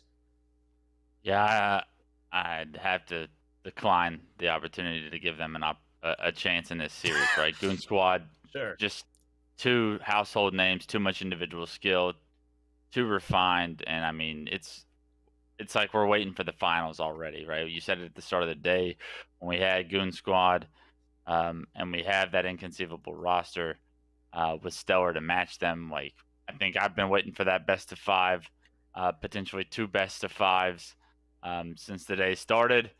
And I don't want to even entertain the fact that that's not possible right now. But 2018 has done a great job to get here. They are on a roll. They've built momentum through their losers bracket run, of course.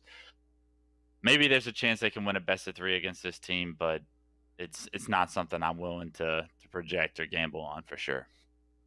Yeah, they're a great team. Don't get me wrong. I mean, we've got Jazero, CC, and Envor, who have plenty of experience playing together on Flyers, which was at one point at least a top 5 team. And then, of course, you have Manny to round it out, who's part of KCP. And KCP on a good day, they can win championships. So, I expect big things out of these guys. But we're talking Frosty, Renegade, Druck, and Penguin. These are some of the best players in Halo 5. So it's going to be a hell of a competition to go up against here. We got Kali CTF to start it off. Both teams very comfortable on this map. Just keep the damn snipe out of the hands of Frosty. Yeah, easier said than done. We've seen what Frosty is capable of on Coliseum Flag already. We saw the overkill come in the first game of the day. Frosty made it look easy. Probably could have gotten a kill tech, maybe atrocity even in that clip. Yeah. And now that Frosty's had some time to warm up, I only worry about the potential for that to become a reality here in our losers finals in 2018. So if you're 2018, you got to control snipe, rockets, and probably everything else on the map and get them out of the hands of Renegade, Frosty, and the rest of the boys, because we know once it's in their hands, it's too late. Who better to start with but Frosty? And it looks like he doesn't even want the sniper this time. He wants the flag. He's playing objective to start, already taking it out to elbow and squaring off with Envor. Oh my, if he got that kill, that would have been huge. But instead, the flag sits down on elbow, and all the goodies in the hands of blue here. Snipe in the hands of CC. Is he going to opt to fall back towards the front of his base, I guess, with snipe? Interesting positioning here. Doesn't spot anybody, and I like this. He's like, yeah, this doesn't look right. So he understands the same thing that I was kind of thinking. He actually goes to the enemy elbow with snipe. He's going to have to win this, and that's an easy win when Druck's not even paying attention, so they don't expect him to be there. Love the fact that even though he has snipe, he doesn't look for a double kill. He immediately goes for the flag. Unfortunately, his teammates are going to need to get these kills because he's knocked by an aid to no shield. 2 kills come in. Envor and Manny pick them both up, and with it, the flag still being run up elbow. Super CC doing it all right now, punching in the first flags to 2018. Yeah, they got a chance to win this series. They're going to show us here and now. They're going to take the lead 1-0. This is it. This is what we need to see. And as I say that, CC, I mean, despite the flag, man, still got 6 shots of the snipe. He's yet to go off here. So far, so good for 2018. Does whiff one. Looking for a player here. Coming up from snipe. Oh, he does hit the body. Oh, he finishes it off. 1 more left on that snipe ramp. The nades coming in, though. They do clean him up. There's Renegade who's being so damn tricky there. That flag's out, though. They're looking to cap yet another. If they can hold on here. That flag now sitting up on top. Cap Manny with a double dilemma. Does he go for the kill? Does he go for the flag? You got 1 player below him. It looks like he will get Penguin here. So big plays coming out of Manny. Big plays coming out of Manny. He wants to double. He's chasing him down. Renegade doesn't want to give it to him, but he manages to make it happen. Jeez. Flag did get returned, and unfortunately nobody for 2018 to deny Frosty from getting rockets, although you see it in the kill for Frosty's taken down, and now Envor with the rocket. Super CC still with the snipe, and now the onslaught onto the base. Can they get this flag out the window? Beautiful positioning for Manny to be able to perform that thrust slide action into the window without taking too much damage. His flag's being pulled on the opposite side of the map. He's able to get Renegade to no shield, but nobody able to finish Renegade as of just yet. Both flags are out. Both flags front the base. and Renegade picks up a pivotal kill. Druck's hopping on the return, and this game's going to be tied up now that there are 3 dead for 2018. Super CC still the only player alive. Does get a snipe onto the flag carrier. That was Renegade. Super CC picked up a double. Where is this flag though? It's in the base. Is anybody there to punch it in? The answer is yes. Goon Squad ties this game up, but now all the map control belongs to 2018. CC still has some juice in the tank. He's still got 1 bullet in the chamber there. I thought for a second he was going to get that defense on the flag, but no dice just yet. You snipe up. Druck does grab it. He whiffs, and Druck right now going to get out of dodge with that snipe. Manny defending, but Druck, he's looking to make plays here. Going to make his way up the snipe side. Multiple players, multiple targets here to take down. One already down on the feet. Druck just looking for something. He can play this snipe if he needs to. He's in a great spot, but he'll just hit bodies for now. Shooting all the ammo out, and he'll take it off the map. That's better than in the hands of the enemy. Yeah, but here comes the onslaught from 2018, right? There's 2 dead, fresh for Goon Squad. Make it a 3rd. Perfect shots from onboard. They turn the corner with the flag, and that means he's getting all the way to bottom snipe, but their flag, once again, being pulled. Renegade being a nuisance in the base. Once again, it's a stalemate right now. Super CC pressed to try and get this flag across the map, but he knows there's members on both sides. He loses his life, but gets the flag into a tough position for a return, potentially. Druck's going to try and hop that return, but a great job by Hoey to not only get a kill before, but get the touch and the melee onto Druck. That's a double kill for him. That's going to turn this into a stalemate. Yeah, big touch there from 2018. They reset things. You got 1 flag at 1 base, 1 in the other.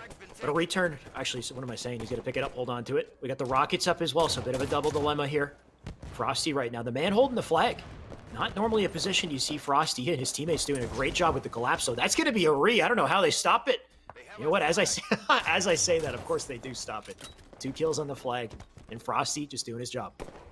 Look at the positioning right now for 2018. They're on the way to the enemy base. It's going to have to be kills from Goon Squad as the defense can stand true. Rockets are in the hands of Envor, so Frosty trying to rotate the flag towards Snipe, be a little bit unpredictable, make Envor use these rockets before he can get towards the flag carrier.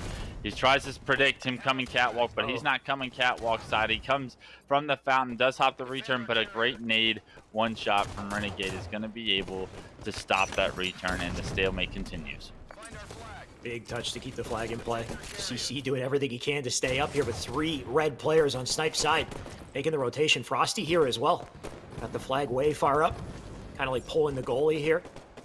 Just trying to jump up onto Pyramid here. Just going to hold down to his position. You can see multiple trades on the feed. So time and time again, Red just pushing up. Trying to get an opening here, but can't seem to get away with a flag return. CC doing a great job just holding it down from Cave. Teammate coming in with the collapse as well. So if he stays up, which he does, that's huge. We got a fight going down on Elbow here too. Frosty, they found him. Yeah, they got the info. He's got to get out.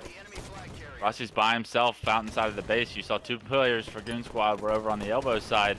You need to be a little bit closer to Frosty, especially when Renegade goes down, because right now they've hopped the return. They're going to punch this 2nd flag in, and not only that, but they have control of Goon Squad's base. There are multiple members from 2018 on the flagpole. They get it out the window. 1 player goes down, but they picked up a fresh set of rockets. Frosty's down.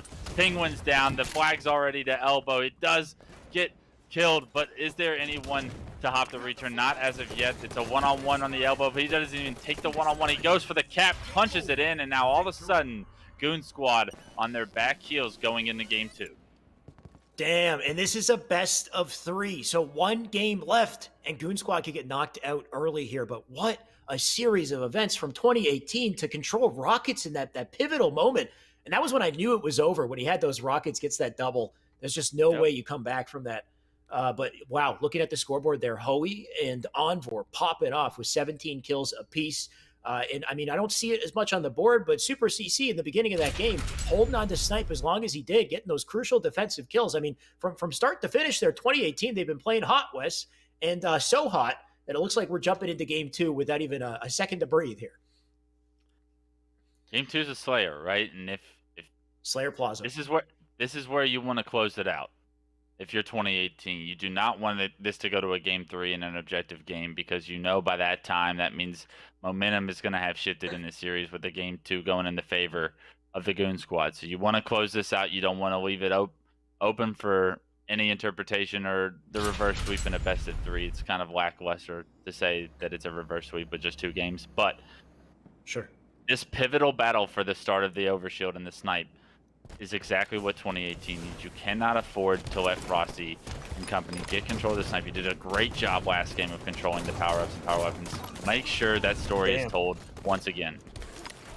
Great opening nades by Frosty right there. He does deny the snipe, and Renegade picks it up.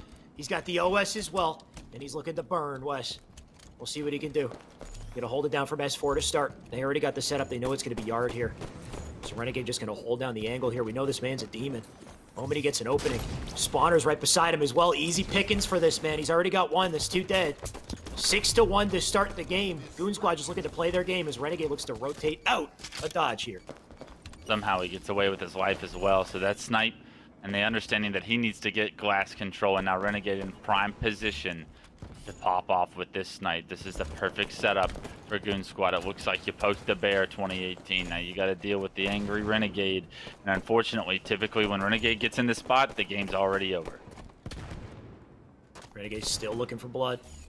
Where are the victims? Who's gonna peek? Got 1 up on S4. Got 1 down on bottom mid. Renegade sees it. Body shot. 2 shots to clean it. Nice and easy. Oh, hit this. Doesn't quite get it. Ro's gonna live up. Gonna stay up on Nest here, but Renegade, he's not gonna move. No need to give up the positioning. Just holding down glass. Even with the 2 teammates down, he's snapping onto him. Nice shots right there. Another one shot, bottom mid. Renegade just can like that nade. Look at those nades. Beautiful nade right there. Clears both positions that potentially that player is hiding in out with both those frags. Just textbook frag placement from Renegade in order to finish that kill. That's such a calm play. Like, sometimes players will rush their grenades and throw a bad one in that situation. Not Renegade. He's a veteran, does not get nervous, and when his team needs him to step up, that's what we're seeing right now. Backs against the wall. Renegade absolutely popping off, setting up for this next overshield. Goon Squad has control of the inside of the map. They're up 9 kills and counting, and I love the fact that Renegade's willing to apply a little bit of pressure to allow his team to push up and secure this overshield for themselves. You put Goon Squad on the back foot, and they bring the ice in a big way. 18-11 to start, but Hoey that gets the OS. A bit of a surprise there, despite the map control we've seen so far. Somehow Hoey pulls away with an OS and see him do something with it. You know what? That decision is going to get him taking a lot of damage here in bottom mid. He does what he can, but ultimately just gets melted for that play. Not sure how I feel about it, Wes. It'll play out, right? But I think overall, 2018 doesn't have an overshield to play with. And I think that that's what's important, because trying to make up a 9-kill deficit against this Goon Squad, you're not going to do it with just pistols, I don't think. You're not going to run them over and successfully not trade kills out. Frosty already Druck and Frosty already waiting on the next snipe to come up.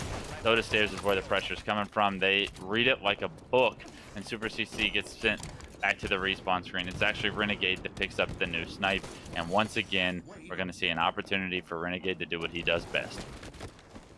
12-kill advantage. Like you said, Renegade, snipe. You know, actually, CC snipe in hand. Don't let the overlay trick you. Came in, got it. 5 shots to work with here. Maybe a chance to pull this deficit back. He's got to hit these shots to do it, but Renegade just a little bit too lasered. He fights through. A snipe now down on Nest. Frosty holding it down from the LR side. That snipe changed hands over to Envor. And Envor right now looking to hold on to it up on S4. So let's see if he can do something. He's only got 2 shots. Make it 1. Each one of these bullets matter, though, right? You need to be able to turn 2 and get some momentum for your team. This 10-kill deficit isn't going to make up itself. Unfortunately, Envor not having success with the snipe. Tries to push driveway for some reason, and because of it, he's red. And immediately shut down. Manny and Envor both go down. The kills are traded back and forth, but the 11-kill lead remains the same. Yeah, they got to do something drastic here. It has to come down to this OS. We got it coming up in a couple seconds. CC at the very least has the combo. Deletes Frosty. Shots into Druck as well. Tries to get this stick, but unsuccessful. Hopefully a teammate can pick it up. In the meantime, the OS does get grabbed, and that's by a Renegade of all people to pick it up. The demon on the map has it. He'll make his way to top yellow here. Does have Penguin down in the feed. Everyone's spawning up in Cafe, though, so Renegade just looking for prey here. Missing a couple jumps in the process, but he'll get here in time to help out with Manny. Is he going to dive in? He's going for it here. Multiple in yard. He doesn't see the one in the corner, though. Going to get shot up. Tries to back out, but here's where the teamwork comes in. His team just comes in the clutch. 2 out from Frosty. 37 points in counting here. I don't know if 2018 has a shot at making a comeback at this point, Wes. Look at the decimation here on Driveway. Jesus, Renegade is an absolute unit on the map right there. I mean, I love the use of Overshield too. He goes in the yard, gets the information, thrusts back to play his life, and then re-peeks once his teammates have come from different angles. That's a great use of getting information with the Overshield, not necessarily having to tank a ton of damage or get a bunch of kills with it. It's more so of like, let's figure out where they are and collapse on them. The Renegade was the head and the tip of that spear with that Overshield. I love what we saw in the collapse there. And like you said, it's looking like all she wrote here in game 2, 41-29. We need an absolute miracle from 2018. 2018 not looking to let up, despite the deficit. CC does what he can with the damage, but knows he's under a lot of fire here. He's kind of alone, trying to stay up. Look at this man just bobbing and weaving. It does lead to trades back and forth, but ultimately all trades in the favor of red here. 44 now. 6 left to close it out. Hoey, I don't know if there's anything he could do, but I mean, launching the snipe would be a good start. Let's see if he can at least, knock it out of whack there. It looks like it's still going to be in the hands of red at this point. With 5 kills left to close it, it might not matter. In the hands of Frosty to make things worse. And Frosty gonna take Manny down, turn around, takes down Envor off screen. Tries to go for the triple, it looks like, over in Cafe, and Druck gets the next Overshield. So power-ups, power weapons might have been dominated by 2018 in game 1, but it's the complete opposite story here in game 2. Goon Squad controlled everything the entire time with a convincing game 2, and we find ourselves, both teams, with their tournament lives on the line going into game 3. And that's the frightening reality that you had alluded to just before this game, Wes, is you said they had to close it out here. 2018, they got to take advantage of the momentum they gained, that I don't know if I want to say lucky, but they got a big break, an opportunity winning game 1 in the fashion they did. But man, when it came to game 2, the Demons woke up, they dominated, they almost staked them. So here we go, jumping into game 3, all the momentum now in the favor of Goon Squad. It's going to be Empire Strongholds to close it. Just a rough position here for Manny and team. Hopefully they got something left in the tank, Wes. You're going to need something left in the tank because Empire Strongholds will challenge you mentally in order to be able to react as fast as possible and understand the situation as fast. Like with everything that's going on in Empire, the smallest map we have in Halo 5, the quickest paced game we have, you need to be able to read the room and read the situation in order to make the right decision. And you have to do that on a split second or else you will be caught out of place. So take a deep breath if you're 2018 and get ready for a battle, because right now Frosty already securing the camo, dodges the nade and takes it away with his life. You see Overshield in the hands of Hoey. Druck has the combo, so he's going to try and probably look for that Overshield player, and Frosty doing a phenomenal job of securing bottom middle right there, helping his team get that secure with multiple players surrounding him. Frosty's got camo here. I want to see him just play his life. Does pick up the combo, doesn't hit the Overshield player though, and that potentially could be the bottom middle stronghold going in 2018's favor with these slays. It's not going to be easy to grab though. You got multiple players flying in. Penguin doing the damage. He does get a kill. He gets the reset. And that's all he needed just to stop that from happening here. They can elect to cap red base as well, so the early time looking like it's going to be in the favor of red team here. Goon Squad looking to start out strong once again. You got all 4 blue players on the blue side. Penguin, he's getting right up in the face of Hoey here. Hoey missed the stick, but still got the kill. That's all that matters. 2 players hopping bottom middle for 2018 right now, and the pressure is on for Goon Squad to try and react to this. Unfortunately, they don't have the time in order to do so, and 2018 starts to score with 2 strongholds. They got blue and bottom middle, and the fight for bottom middle right now as Goon Squad swarms towards the tower, is retransferred it already. Frosty also in the tower here, looking to get in the fray. Envor just trying to escape. Does get his shields back, but Frosty hunting them down. Can't get the kill, though. That's 2 dead on the feed. An opportunity for blue here. 2018 trying to get into pit, but Manny get deleted immediately. So Druck doing a great job on the defense here.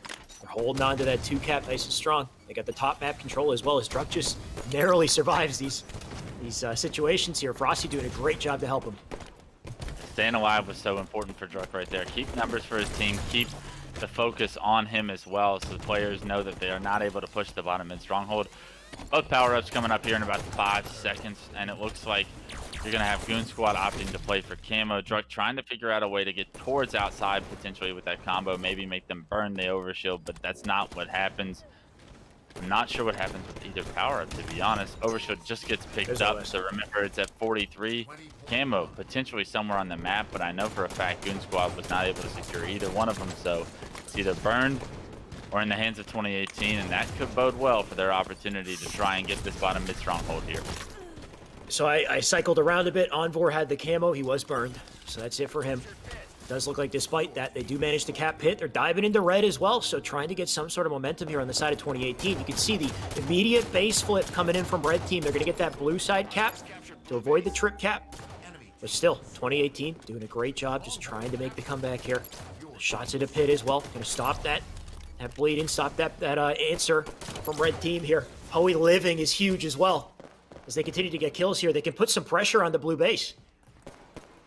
They are putting the pressure on the blue base. Envor is able to transfer blue with a one-on-one that he just pivotally won. Top blue, he's able to put the triple stronghold into effect, and now they're starting to score. They're catching up to the lead that we saw Goon Squad jump away with at the start of this game. These second set of power-ups, even though camo did get burned, they kept it out of the hands of Goon Squad. They got the overshield, made some effective plays with it, and because of it, you now see them take the lead. 2018 still in this in a big way. Just about to tie the... Actually, no, they have the lead. What am I talking about? They're holding on.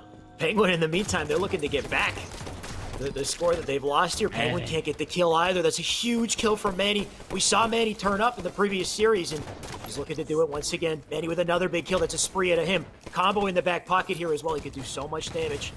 He's going to hold on to high ground. So far, 2018 looking so dominant on this map. Something we wouldn't have expected, Wes.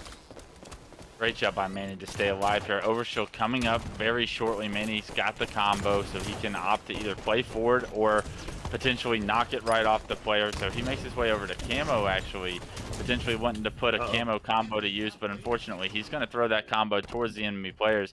And not only that, but Renegade's found himself with overshield, so both power-ups this time around going in Goon Squad's favor. We'll see if that results in the score here shortly. All on to Renegade with the OS to make this effective. We can't find the damn guy, though. CC, look at him get out. What a distraction, too. Renegade just burning through OS, trying to catch this man. He does dive into pit, though, gets a hot double. There we go, going to continue to put the pressure on the blue base. Renegade just holding forward as he gets in, gets the reset as well. He did his job, and he does die, but he slowed them down. And here we go, a trip cap on the side of red. But they're getting the kills just to stop the bleeding here. But, man, the energy coming out of Goon Squad as they know they're being put in the back foot here in Game 3. Yeah, Goon Squad's going to need to play for bottom mid here. You know that 2018 is going to apply some pressure front blue. They have the information that multiple members were at blue just now. You see Super CC get a little bit of that ticker going, and he opts to stick out, understands that his team's going to have to slay for that bottom mid stronghold. The transfer does almost get back whacked, but unfortunately Envor actually picks up a double. Hoey picks up another kill, and that's 3 fresh dead. Frosty's the last guy alive by himself in tower, and with it, bottom mid's going in favor of 2018. No way we see 2018 make it to Grands, Wes. Who would have thought? I don't want to say it too early, but man, they're holding on. They passed that 60-point mark, and they're looking great. Got players spawning up on blue side, gonna try to get out of base here. CC looking to hold it down from tower. Teammates already locking down those spawns here. You can see they're getting stuck in a complete perimeter setup here. Frosty can't even do anything off his spawn. One more player left in blue base. Super CC just gonna get rid of him nice and quick. That's Penguin down. Now back to the spawn screen, and they have no choice but to get red. And at this point, they're running out of time. It's looking real rough for Goon Squad.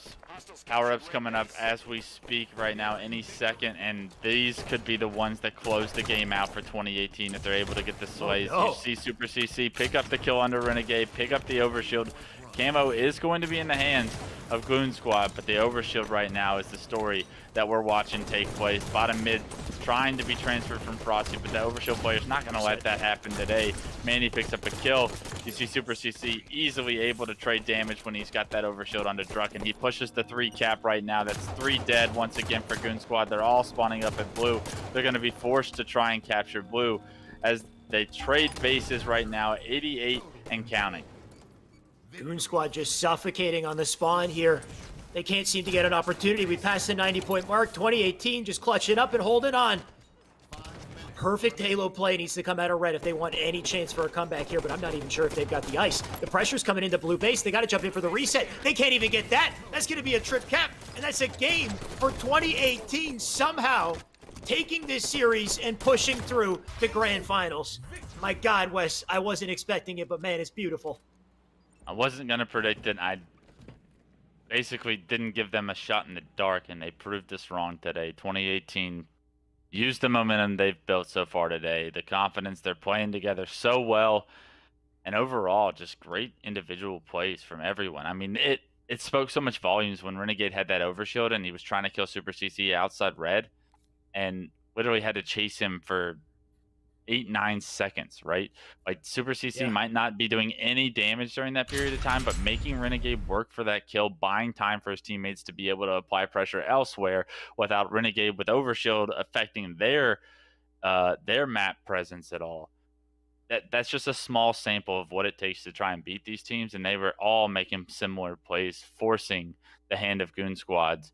And overall, teamwork prevailed, right? And I think that we saw that from 2018 today. Just wild. We wouldn't have thought they had the ice, but they're all talented enough to do it. It looks like today's their day. Like you said, CC with that beautiful double back to trip up Renegade, force the man to play like Ring Around the Rosie with him, just burning out the OS. And we saw that many times, right? Constantly putting them on the back foot, keeping them stuck or having to commit to blue base because they know that that's being pressured and they're going to push for that trip cap once again, just kind of limiting their options. And something I noticed, I jumped out of the lobby, so I can actually still see the scoreboard just to see who really made the impact plays here. But we had great slays across the board from 2018.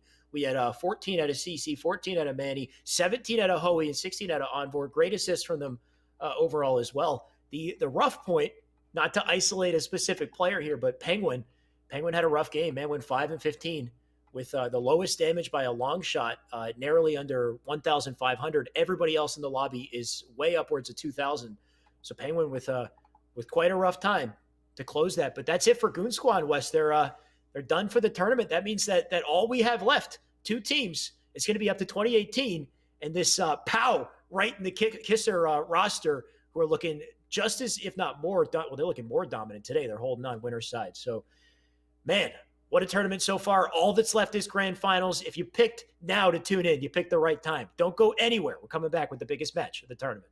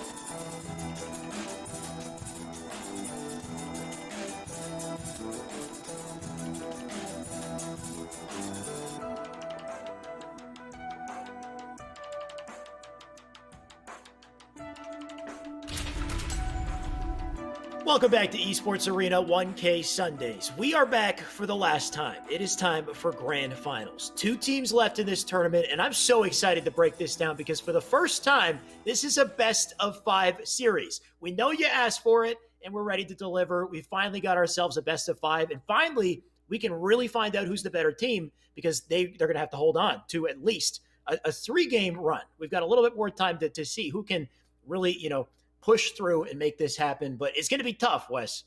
I know 2018 are looking pretty good. They're coming in through loser's side. They beat a juggernaut to get here, but we're talking about Pow right in the kisser, and this is Bound, Boo Boo Doo Fallacated, and Stellar. These guys are juggernauts in their own way, right, and they're not going down easy. Yeah, I think, to be honest with you, your point about the best of 5 dictating who the better team is, it's like if you're 2018, you almost wish it was a best of 3 because I feel like a best of 3 is much more capable and viewable of like achievable of a goal rather than beating these guys in a best of 5 because you're gonna have to beat them in 3 instead of 2 games, right? So that dynamic changes it up, makes it a little bit more of an uphill climb. And if you want to actually win this whole thing as 2018, you not only have to do that once, you got to do it twice. So Pal right in the kisser with that major advantage coming out of winner's bracket. Like you said, they are the #1 team in this tournament here today.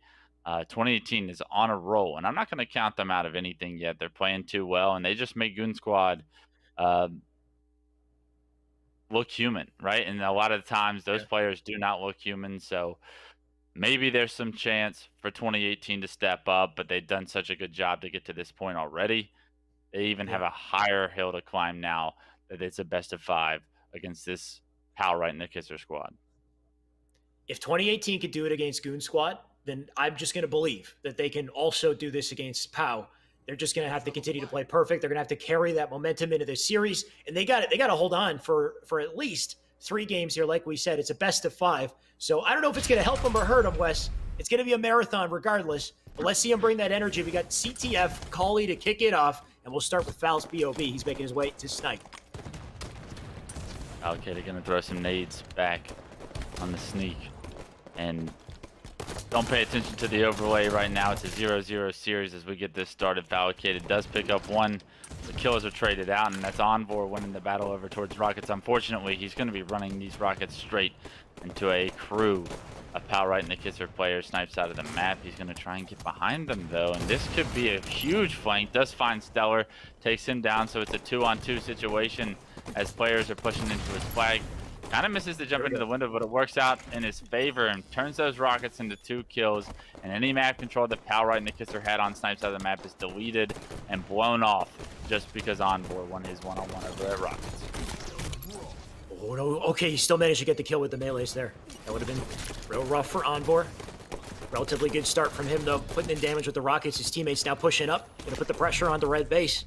An opportunity here for 2018 to try to make some plays. And he has to hold on to his life. He's going to jump into the fray, though. Does end up being a trait. He still has that teammate out on the elbow. And we still have Boo Boo apparently out in the cave here, looking to be sneaky. He wants that counter pull. If Boo Boo dies here, it's just going to be very rough, though, for red team. They already got the flag out. They've taken it to elbow. Boo Boo in a very important position here, holding it down from cave. But he gets deleted. That flag now sits out on elbow. They're looking to pick it up. It's 2 fresh dead as well for Pal right in the kisser. It's up to Bound and Fallacated right now as the flag is being sent up. Elbow Fallacated tries to get into the window, but he can't do it, and Super CC takes the lead for 2018 here in the first best of 5. We'll say the championship finals is already underway with the lead for 2018. The flag all the way up at top Rockets. Rockets are coming up in 10 seconds. Can 2018 figure out a way to get these kills and get a touch on this flag? It doesn't look like that's going to be the case. Bound picks up 2.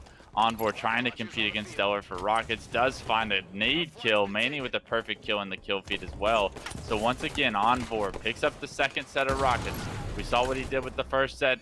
It's looking like a wash, rinse, repeat for the second set because he's already found a player in Bound. 2018 looking like a squad of monsters today, Wes. I don't know what happened. If they ate something good, I don't know. They got some secret sauce here or something, Wes. They're looking incredible today. That's a double coming out of Hoey right now.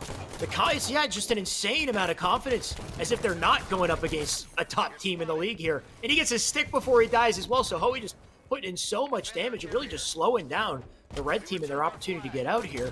But we do have a flag being pulled. That flag sits out on elbow. Boo Boo doing everything he can to stay up. Just keep that flag in play, and he makes a huge live so far. Nice nade out of him. That delete CC. That's three dead as well. So Boo Boo, he's answering right back. He's looking to cap what, you know what? I want to, yeah, that actually is a guaranteed flag. Hoey for a second was going off, but Bound does take him out. Snipe just popped up too, and Booba Dooba with that grenade and that flag pull while everyone rotated towards the Snipe side of the map for 2018. Threw them off guard, put them completely out of position, and Booba Dooba did what he needed to do to bring his team tied to a 1-1 game. Stellar already was sniped, pushed all the way up, misses the shot onto the Snipe player. That body shot would have killed him as well.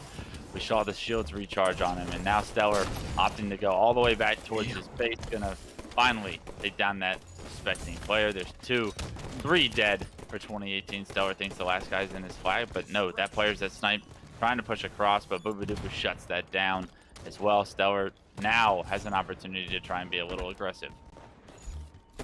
Stellar still with 5 shots, make it 4, puts one into a brain. Oh my God, he's looking for more here, man. He's got a double. Oh, yep. Who put that wall there?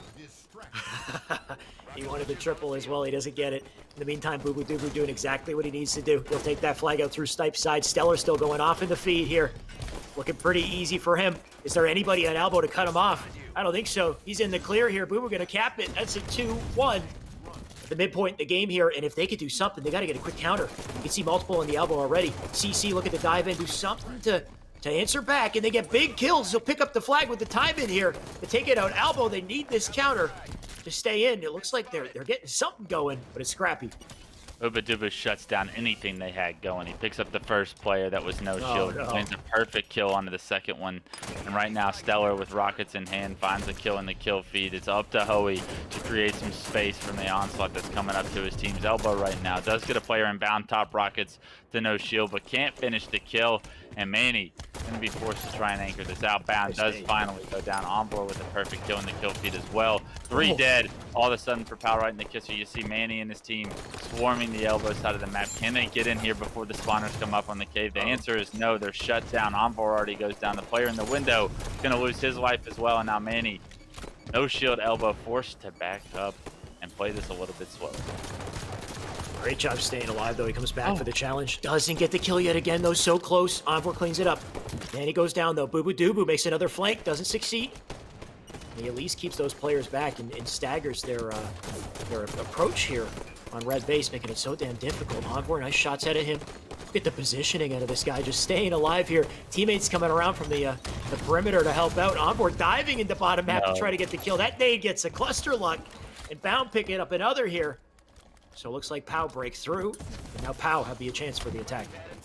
All spawners spawning on the fly. Bound gets all of that information to his team. He's going to anchor around cave here. If he's able to turn 2, which he's able to get 1, stay alive, and distract well enough for Booba Dooba to get this flag on the last player alive. Envor on the snipe ramp, able to stop and delay this for just a moment. The predictive nades from the fountain are unsuccessful. That player does thrust back and go around to the snipe ramp now. Bound trying to play his life, knowing that they need to get a set of slays before continuing this flag run. He's going to spot Manny top cat, gets him to no shield, but Manny hits some crucial shots to potentially continue this game. Flag still stays down. They picked it up yet again, looking for the rally. Gonna try to keep it alive in bottom mid here. Foul with the snipe. He's whiffing the no-scopes, though. That return looking like it might come in. Rose needs to stay up. Gonna sit on it. He does successfully get that return, so not easy, but they fend it off for now. They're gonna keep that pressure up. Hoey staying up, getting a huge kill in bottom mid. Another flag out. That flag's in the elbow. And if they get these slays here, Boo Boo gets the re. That's massive. Boo Boo getting more blood here. He gets a double, tosses it out to bottom mid. He'll hand it off to Fallicated. Val looking to take this flag through. This could be the flag for the game right here. And I don't see anybody to stop this man. He's gonna get in clean and close it out with a 3-1. Damn. Booba Dooba making plays. It was almost every time his team capped the flag, Booba Dooba was able to figure out a way to manipulate the map, figure out where the hole is, and find the opening. That's an unbelievable job that his team needed that after going down 1-0 early in that game. 2018 was looking so strong at the start. The slays are just about even across the board, but what sticks out is the 3-1 lead that we saw Pow right in the kisser walk away with. Yeah, definitely a strong start. And you mentioned Boo Boo Dubu. Great point. He was consistently in the enemy base. Time and time again, he'd go there by himself. He'd sneak through, be in the cave, just be a nuisance and really slow down their approach. But the moment he got an opportunity, he's taking that flag out. He's making plays. And that's really how they took that game there. I'm not sure exactly how he got to the elbow in the end there, but man, did he ice up. By the way, he's got 65 accuracy, the highest in the lobby. So Boo Boo's shooting laser beams and the most slays as well. So man's looking good. Going on into game 2 here. We'll find out what it is in just a sec. Yeah. Heavily objective focus as well, right? Booba Dooba was like constantly creating chaos by pulling the enemy's flag, elbow, either getting kills or like distracting players and forcing them to focus on him, because if he continues to run it, it's obviously going to be a problem. So he makes the game so chaotic for the enemy team, and that's what he did for the second half of that game. That's why you saw a complete reverse script of what we saw in the first half of that game, where 2018 was able to control the elbow, have a lot of success with those flag pulls. And honestly, they looked like they were going to take game 1 the way things were going, but Boo Boo Doo shut that down. He found his rhythm in the game, and we talked about it earlier in the broadcast. When Boo Boo Doo can find his rhythm, there's few players better and more impactful. Well, it's a strong start for POW. But remember, it's a best-of-5 series. 2018, they're not out of it yet. They got 2 chances left to make it happen for Brett Slayer. It's our game 2 here. And that OS going to quickly be burned and out of the picture. Very quickly, Pete Burney spontaneously combusted when he jumped on the platform, it looked like. Profound founds a double, and now a 3-3 game as Fallicated wins his one-on-one. And unfortunately, for POW Right and the Kisser fans, Envor hits that perfect kill in the kill feed. Takes another one down with him with Found, and now Manny loses the Plasma Caster. We see Manny trying to use that Plasma Caster a few times today. Little to no success, I would say, so far, but I like the idea. You can be very effective if used in the right position with that, so his head's in the right spot. Unfortunately, 2 kills go in the favor of POW Right and the Kisser. Going to take a 2-kill lead, 7-5. Always nice to have the caster in the back pocket at the very least, even if it doesn't work out for you.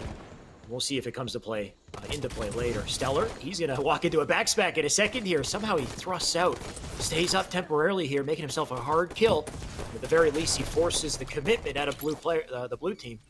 But Envor here to pick up even more damage on the feed there. It's 8-10 on the board. Multiple players up here, top mid and blue base. Howie just looking for an angle onto somebody. One directly beside him as well. He wants that backsmack, but doesn't want to commit to bottom mid. Wants to keep the high ground. He's lost 2, though, and he'll get quickly melted. Manny looking for a trade. Manny actually gets the kill all to himself. He'll stay alive. Great shots by Manny, but unfortunately the rest of his team had just gone down, making this 5-kill game potentially the start of what begins to get out of hand if this next overshield is to go in the hands of POW Right and the Kisser. If you're 2018, you need to be able to control the power-ups. Coming up in about 20 seconds, we'll see how they're able to set up and who wins these pivotal moments before. Eddie and Boo Boo square off, but Envor picks it up. Brings it down to a 1 game. You mentioned it, Wes. We got the OS coming up in a couple seconds. And OS might be in the favor of blue here if they can continue to hold this down. They're opting to take the perimeter control instead. Go for the slays here. We got 2 for 2. OS now up. Manny going to try his hand with the caster once again. Hopefully he can keep firing that in there. That OS, actually, I think it got immediately deleted. I don't know if it was a plasma pistol or what. But great play from 2018 to take it out of the running. Just keep this game at a tie. I worry, though. I worry that they need these overshields in order to win this game. They need them in their favor in order to use them against POW Right and the Kisser, because at an even standpoint, when we're talking of power, I don't know if they're going to have what it takes to hang with POW Right and the Kisser. They're doing it so far, but I feel as if they were to give up more overshields, that this is not going to work out in their favor towards the end. Yeah, when it comes down to the clutch factor moment at the very end of the game, it's a team like POW that you can trust in to really ice up and make it happen. But we'll see. Just a 1 kill, make a tie game at this point. Manny making his way up into red base into an enemy player. Was not ready for it. Still keeping it close, though. Now on the field abound, or on the view abound here. Look at this, though. Hiding in the corner, making a huge play out of nothing there. Now sitting with red bar. Found.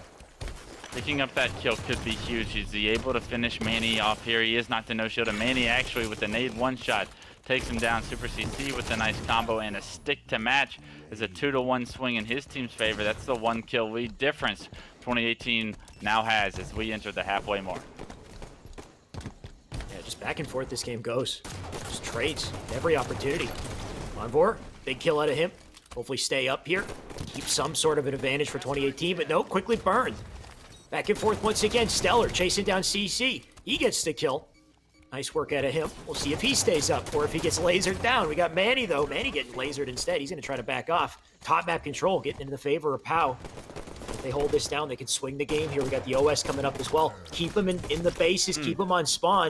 And they can jump in, grab that OS, but big kill comes in. Manny get to stay up. Super CC grabs OS instead. That's huge for them. And Wes, you said it. They need to have control of these power-ups. And you know what? They had it, but I think it's already burned. At least you're not having to deal with power running the kisser at this time with it. The head was in the right spot. Unfortunately, Overshield immediately gets zapped off.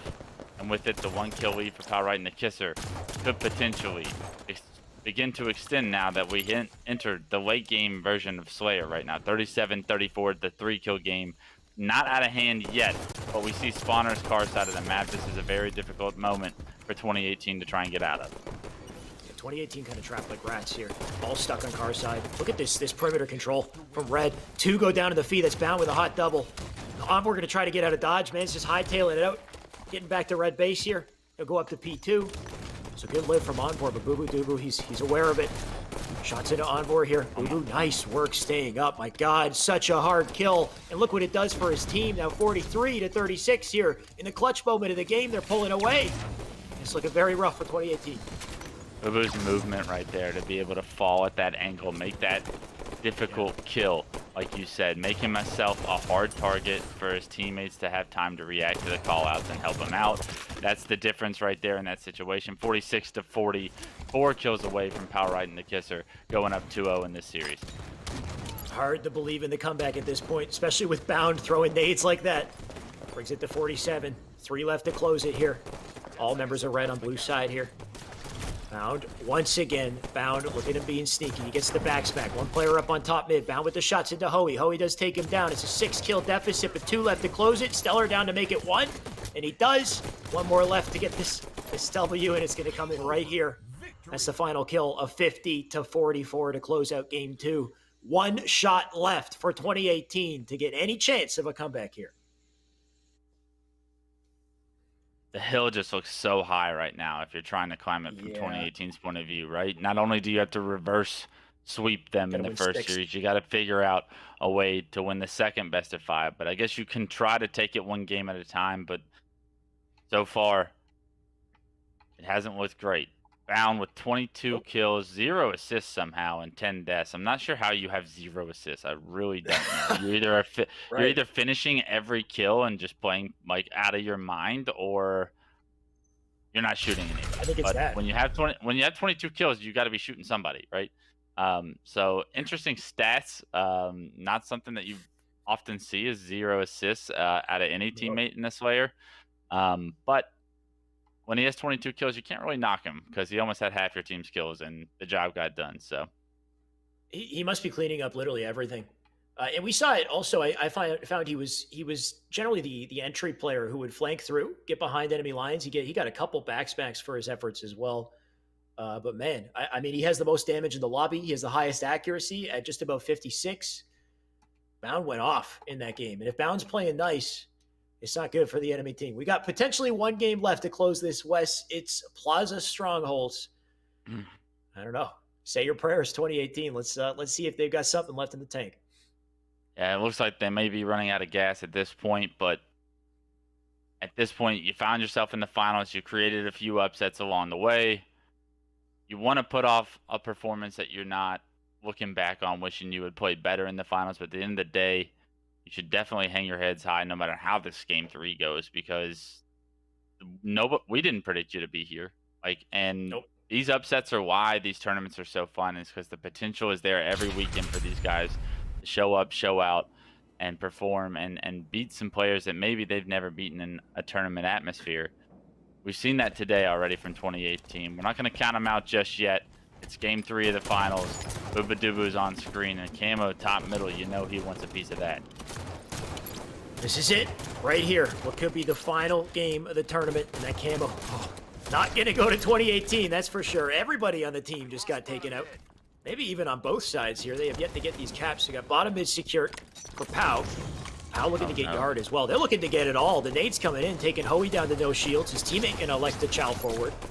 Hoey, can you get something here? Push up. Gonna try to get the kill onto Jesse, but Boobadubu's playing way too nice here. He'll get the shotty as well. This might be rough for the blue team. Absolutely, a tough situation already for the blue team. They are able to get top snipe stronghold, but the pressure is going to be on, you would think. Boobadubu opting to play for glass. One player is in bottom middle, so it's going to force Boobadubu's hands, but 2 fresh dead for 2018 is going to allow an easy opportunity for Pal right in the kisser to apply some pressure on the bottom middle, get that reset, and then go right back to glass and set up as we see Boobadubu do. At the very least, Pau has nest control. It's a big kill right there on the Boo-Boo. Envor with a kill of his own. Envor right now getting lit up by 2, though. Those players in bottom mid. CC hopefully wins this fight. Ends up being a trade. That still allows for time on the side of red, but they'll pour their resources into bottom mid in the hopes to get the quick cap here. And they do manage to get it, which is nice. Temporarily, at least, is going to force him into bottom mid. We got a hell of a brawl going down here for it. There's Stellar with a big kill. That should quickly change hands, but he's actually getting pressured. He's pushed out. Nice little reset. In 2018, starting to turn it on here. If they continue to push up, they can grab Nest as well. They'll be in a great position. This bottom mid fight right now is so important for 2018 to figure out a way for it to go in their favor. There is a kid on truck right now. You see Bound trying to figure out a way to finish some of these kills. Both players that were no shield end up actually playing their lives perfectly, and they stay alive. With Camo coming up in 2018 in control of the map, this could be the moment. 2018 doing everything they can to stay alive in this series. New Camo coming up, and he didn't have that timing.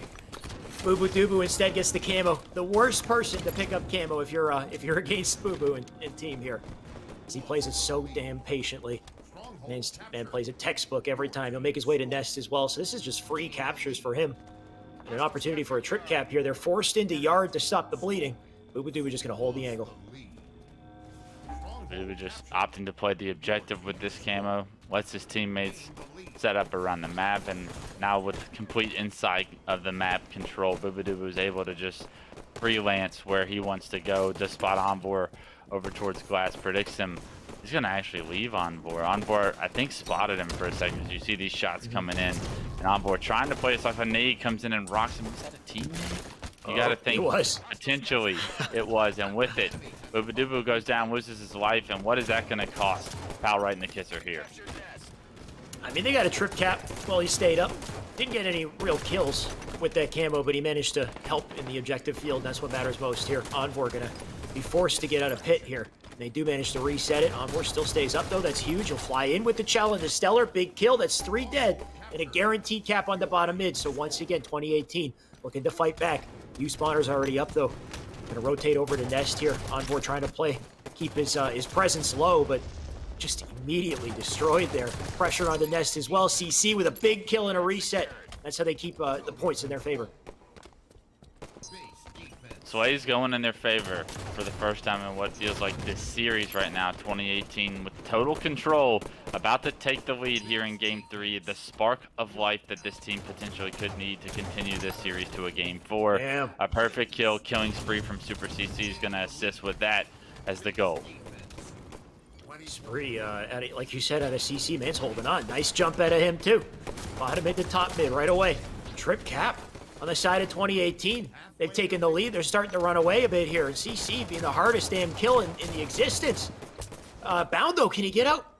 Bound picking up the Camo. Bound's trying to stay up. CC tries to hunt him down, but Bound with the execution. And Bound looking to turn the tides on this game here. This jump, oh my god. Jawa, you hadn't shown me that yet in any video I've watched it yet. And Bound showing me something new every time. I love it because he was able to put himself in a position to get that kill. Opting not to go for Nest is an interesting strategy right here. We saw Boobadubu when he had Camo opt to play for the inside of the map, but Bound wants to be aggressive. He wants to slay. He wants to play like Bound plays, right? So I love the aggression, but unfortunately his teammates are too fast, too good. They wipe out the enemy team before he can even get over there. I love the little cheeky reset there. He steps in, steps out, makes sure. And now the double kill comes in, the killing spree. Bound able to find the triple as well. Last player alive is bottom sniped. Do they know he's there? Bound has to know he's there after seeing that nade being thrown. God. Make it all four. It's a Bound show, baby. Bound's just running him over. Now spawning up in Cafe. He's still getting kills. Stellar will get the one in the lift. That's an easy cap onto Nest. And what a way to turn the game around. They were on a deficit, but now they hold on to control. They got the lead in their favor, and Bound with the beautiful rotation. He's right behind Envor here. He doesn't even want to shoot the man. There we go. Shots coming in. Envor being a tough kill. Bound just flying up in his face. I don't know how he dodged the nade, but somehow I guess it didn't stick him. And here he goes. Weaving right back in. Is that what happened? Yeah, it's stuck his teammate right past him. Oh, Bound just playing so damn tricky. He'll let the teammates take the sticks. Still, 77 and counting. 2 strongholds in the favor of Pal right and the Kisser. All on the back of Bound's performance so far. Going for the frenzy, it looks like. If he's able to win a few more one-on-ones, we'll see it. But no, Envor shuts him down, and Envor with another pivotal kill to keep his team potentially in this game. Camo coming up. You see Hoey's trying to go for it. Finds himself a double, and with it, he's going to reward himself and his team with this power-up. Finally, we see 2018 with an opportunity to put some power-up to use. Yeah, Hoey with a nasty play. Some last-second signs of life out of 2018. This is their final opportunity to clutch up. Maybe get a win in their belts here. Give us a series. 3-shot beatdown. How does he? Oh, the shotgun. That is brutal. That just deletes wait him. To walk by. Yeah, I didn't see it either. I wouldn't have known. And Bound right now trying to catch this guy on the light post. But that's a bottom mid capture. And that might be a game off of this. That could have been so huge if he was just able to back whack Booba there, but instead the trade and the removal of camo off the map is something that 2018 is going to be haunted with at the end of this series, it appears. Manny trying to get in the blue, can't quite make the stabilized Flamber work. Just finally get up there. This player being a menace, Manny finally takes him down, but it took so long that he had to pay his life for it. At this point, it's just cleaning up the loose ends here. 93 points and counting. If we don't see perfect Halo, it's over. And I don't think we're going to see it. Boo Boo Doo looking too hot right now. Shots into LR. Just going to keep that player back. Delay over Slay. 3 dead. Is all they need to do. But 3 diving into pit right now. They're trying to get a last-second cap here. You know what? They will succeed. At 98 points, we need to see perfect Halo out of 2018. If they want any chance whatsoever, they're going to dive in the nest. They can get the nest for yard trade here. But the bottom mid is being capped at the same time. You know what? This might be it. They got a double cap. And they have no opportunity. Wait, can they get nest? Wait! I'm losing my mind here, Wes. There's no way they make this comeback. Nest is controlled for now, but Fabricated and his teammate are flying into it. Nades are coming through. They're able to play their lives, get the kill. They are. There is a player bottom snipe. Does he suspect it? Yes, he does. Manny hops to hop in. It does get the reset on a Nest, so this game is all but over right now. Pal right in the Kisser needs 1 point, and they are able to get yard, turn it over, and in this series, calls themselves champions at the end of the day. It's a 3-0 victory for Pal right in the Kisser in our championship finals. Damn it. For a split second, I was a believer there, Wes. They had me with the nest reset, dude, diving and getting it last second. But at that point, it's so easy to make a critical mistake. They go for yard, they go for nest. Tapping either gives them the win there. So, yeah, they'll pull it out. Pal right in the Kisser. What a team name. Why? I have no idea. But that is our winner of the tournament today. Taking a look at the scoreboard as well. Bound, who he showed up already. He shows up again, 23 and 16 out of the man. We saw him just about hit a frenzy as well. He was looking beautiful. But there you have it, the champions. Pow right in the Kisser, just barely fitting onto screen with that long title. I mean, I'm stuck trying to figure out how Fabricated was able to just get bottom middle at the end there by himself without any pressure, right? Yeah. Like, I know that resources were split between trying to defend nest and yard, but bottom middle is something that you should be able to react to, I feel. That stronghold. I don't know if we've got any... Like, once it was being transferred, like, someone's got to be able to react and get the contest on that. You can't just let bottom middle, especially on that map, be transferred over for free. And that's what we saw. Fabricated made the big brain play, right? He understood the situation. We saw Super CC and one other teammate were going towards yard. We saw the other two were going towards nest. Falcon said, like, all right, I'll just take bottom middle then. And because of it, it left the split resources in unfavorable positions with a numbers advantage, and that was the game. Learning lessons from 2018, but overall a phenomenal performance. Sure. And I mean, 2018, another bit of a pickup team. Though CC, Envor, Hoey, or Jazero, they play together on a regular basis. So it would be nice to have them go back, watch the VOD on that, and take some of those notes. Because this team, so damn close to success today, right? Sure, they made it to Grands, they got 3-0. But they beat Goon Squad, which is Frosty, Renegade, Penguin, who am I missing? And Druck. To get through to this point. So that was a beautiful win out of them. They were playing hot today, so damn close, but no cigar. Even if they do take strongholds, it would have been a hell of an upward battle for them to continue. And that just goes to show how damn talented this POW team was today, and a well-deserved victory for them. That's it for our Sunday, Wes. Thank you for joining me to cast once again. Happy to have you here always. Do you have any closing remarks, any final words, or players that stood out? Yeah, I think Stellar played lights out today. It's great to see Stellar kind of hit that form too, because Stellar's always been one of the best in the game. He doesn't get a lot of spotlight, especially when he has to share it with the likes of Renegade and Shotzi and whoever throughout his career, Eco, you name it. Like, it feels like Stellar's typically overshadowed, but he's just always such a consistent force of damage. Like, you look at his damage at the end of every game, he almost always leads the damage category, and his impact on the match is always felt from players that play against him. I know when I talk to the guys on Sentinels, when I talk to other top pro players, it's like Stellar is one of the guys that when you talk to pro players, you're like, who's a problem on this team? Stellar's typically one of the first names said. So there's a lot of respect amongst the higher up pros. I'm not sure if he has that image on the scene. Obviously, he's a world champion. He's been around the block a time or two, but it's good to see him hit that stride and really perform well, because I know he's been putting a lot of time into the game, and time pays off, and Stellar's back to his final form, right?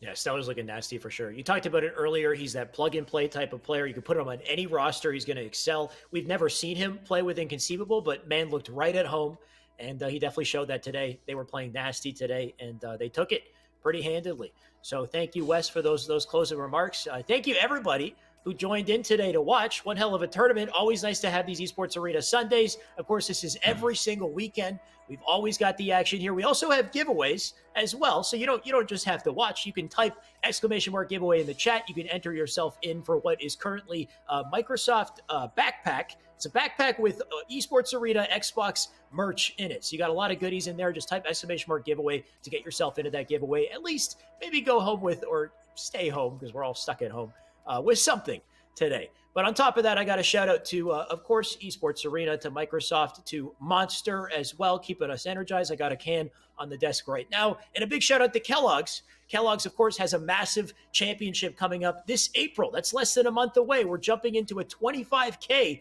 championship. It's an FFA. Anybody can jump in and join. It's free to, well, not necessarily free. All you got to do is, if you're a U.S. citizen, hit up a local Walmart, buy a Kellogg's product, any Kellogg's product with the Halo 5 branding, and you can enter yourself into this FFA tournament with a total $25,000 prize pool, something we haven't seen in Halo 5 in a long time, maybe never for FFA, I got to say, Wes. So this is going to be pretty exciting to have a whole new spin on Halo 5 competitive. Get yourself in that tournament, get yourself in that giveaway. But thank you so much for joining us today, and make sure you're here next Sunday. We'll be back with more Esports Arena. Have a good night.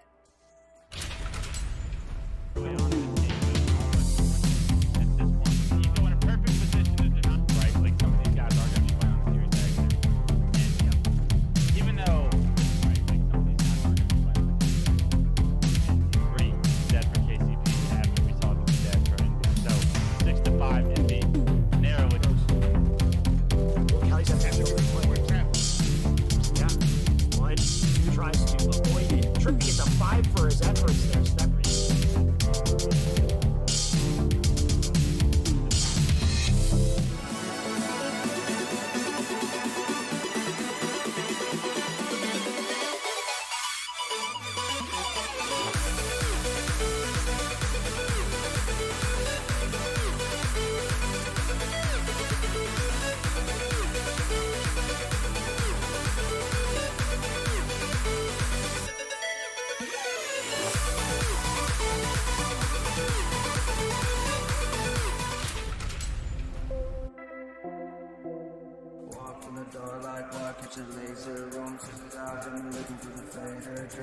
sick, nigga, mom, stop and stay here. For a shot, up a kill slayer. Walk in the door like walk, catch a laser. Room too loud, looking for the fader. Drip too sick, nigga, mom, stop and stay here. For a shot, up a kill slayer.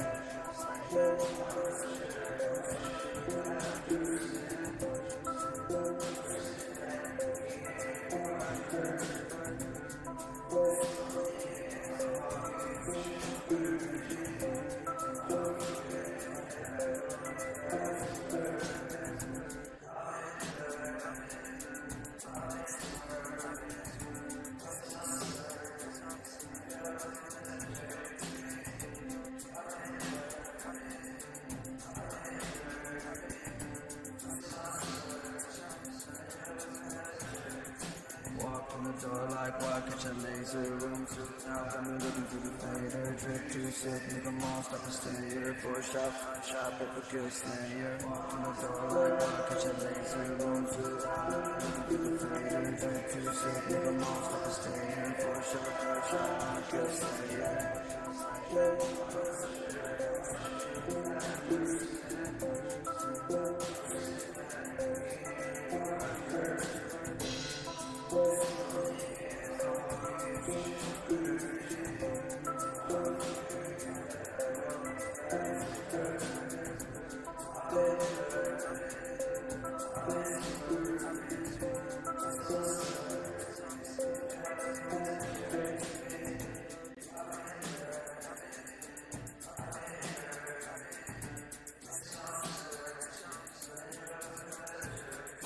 Walk in the door like walk, catch a laser. Room too loud, got me looking through the fader. Drip too sick, nigga, mom, stop and stay here. For a shot, up a kill slayer. Walk in the door like walk, catch a laser. Room too loud, looking through the fader. Drip too sick, nigga, mom, stop and stay here. For a shot, up a kill slayer. Catch a laser, room too loud, got me looking through the fader. Drip too sick, nigga, mom, stop and stay here. For a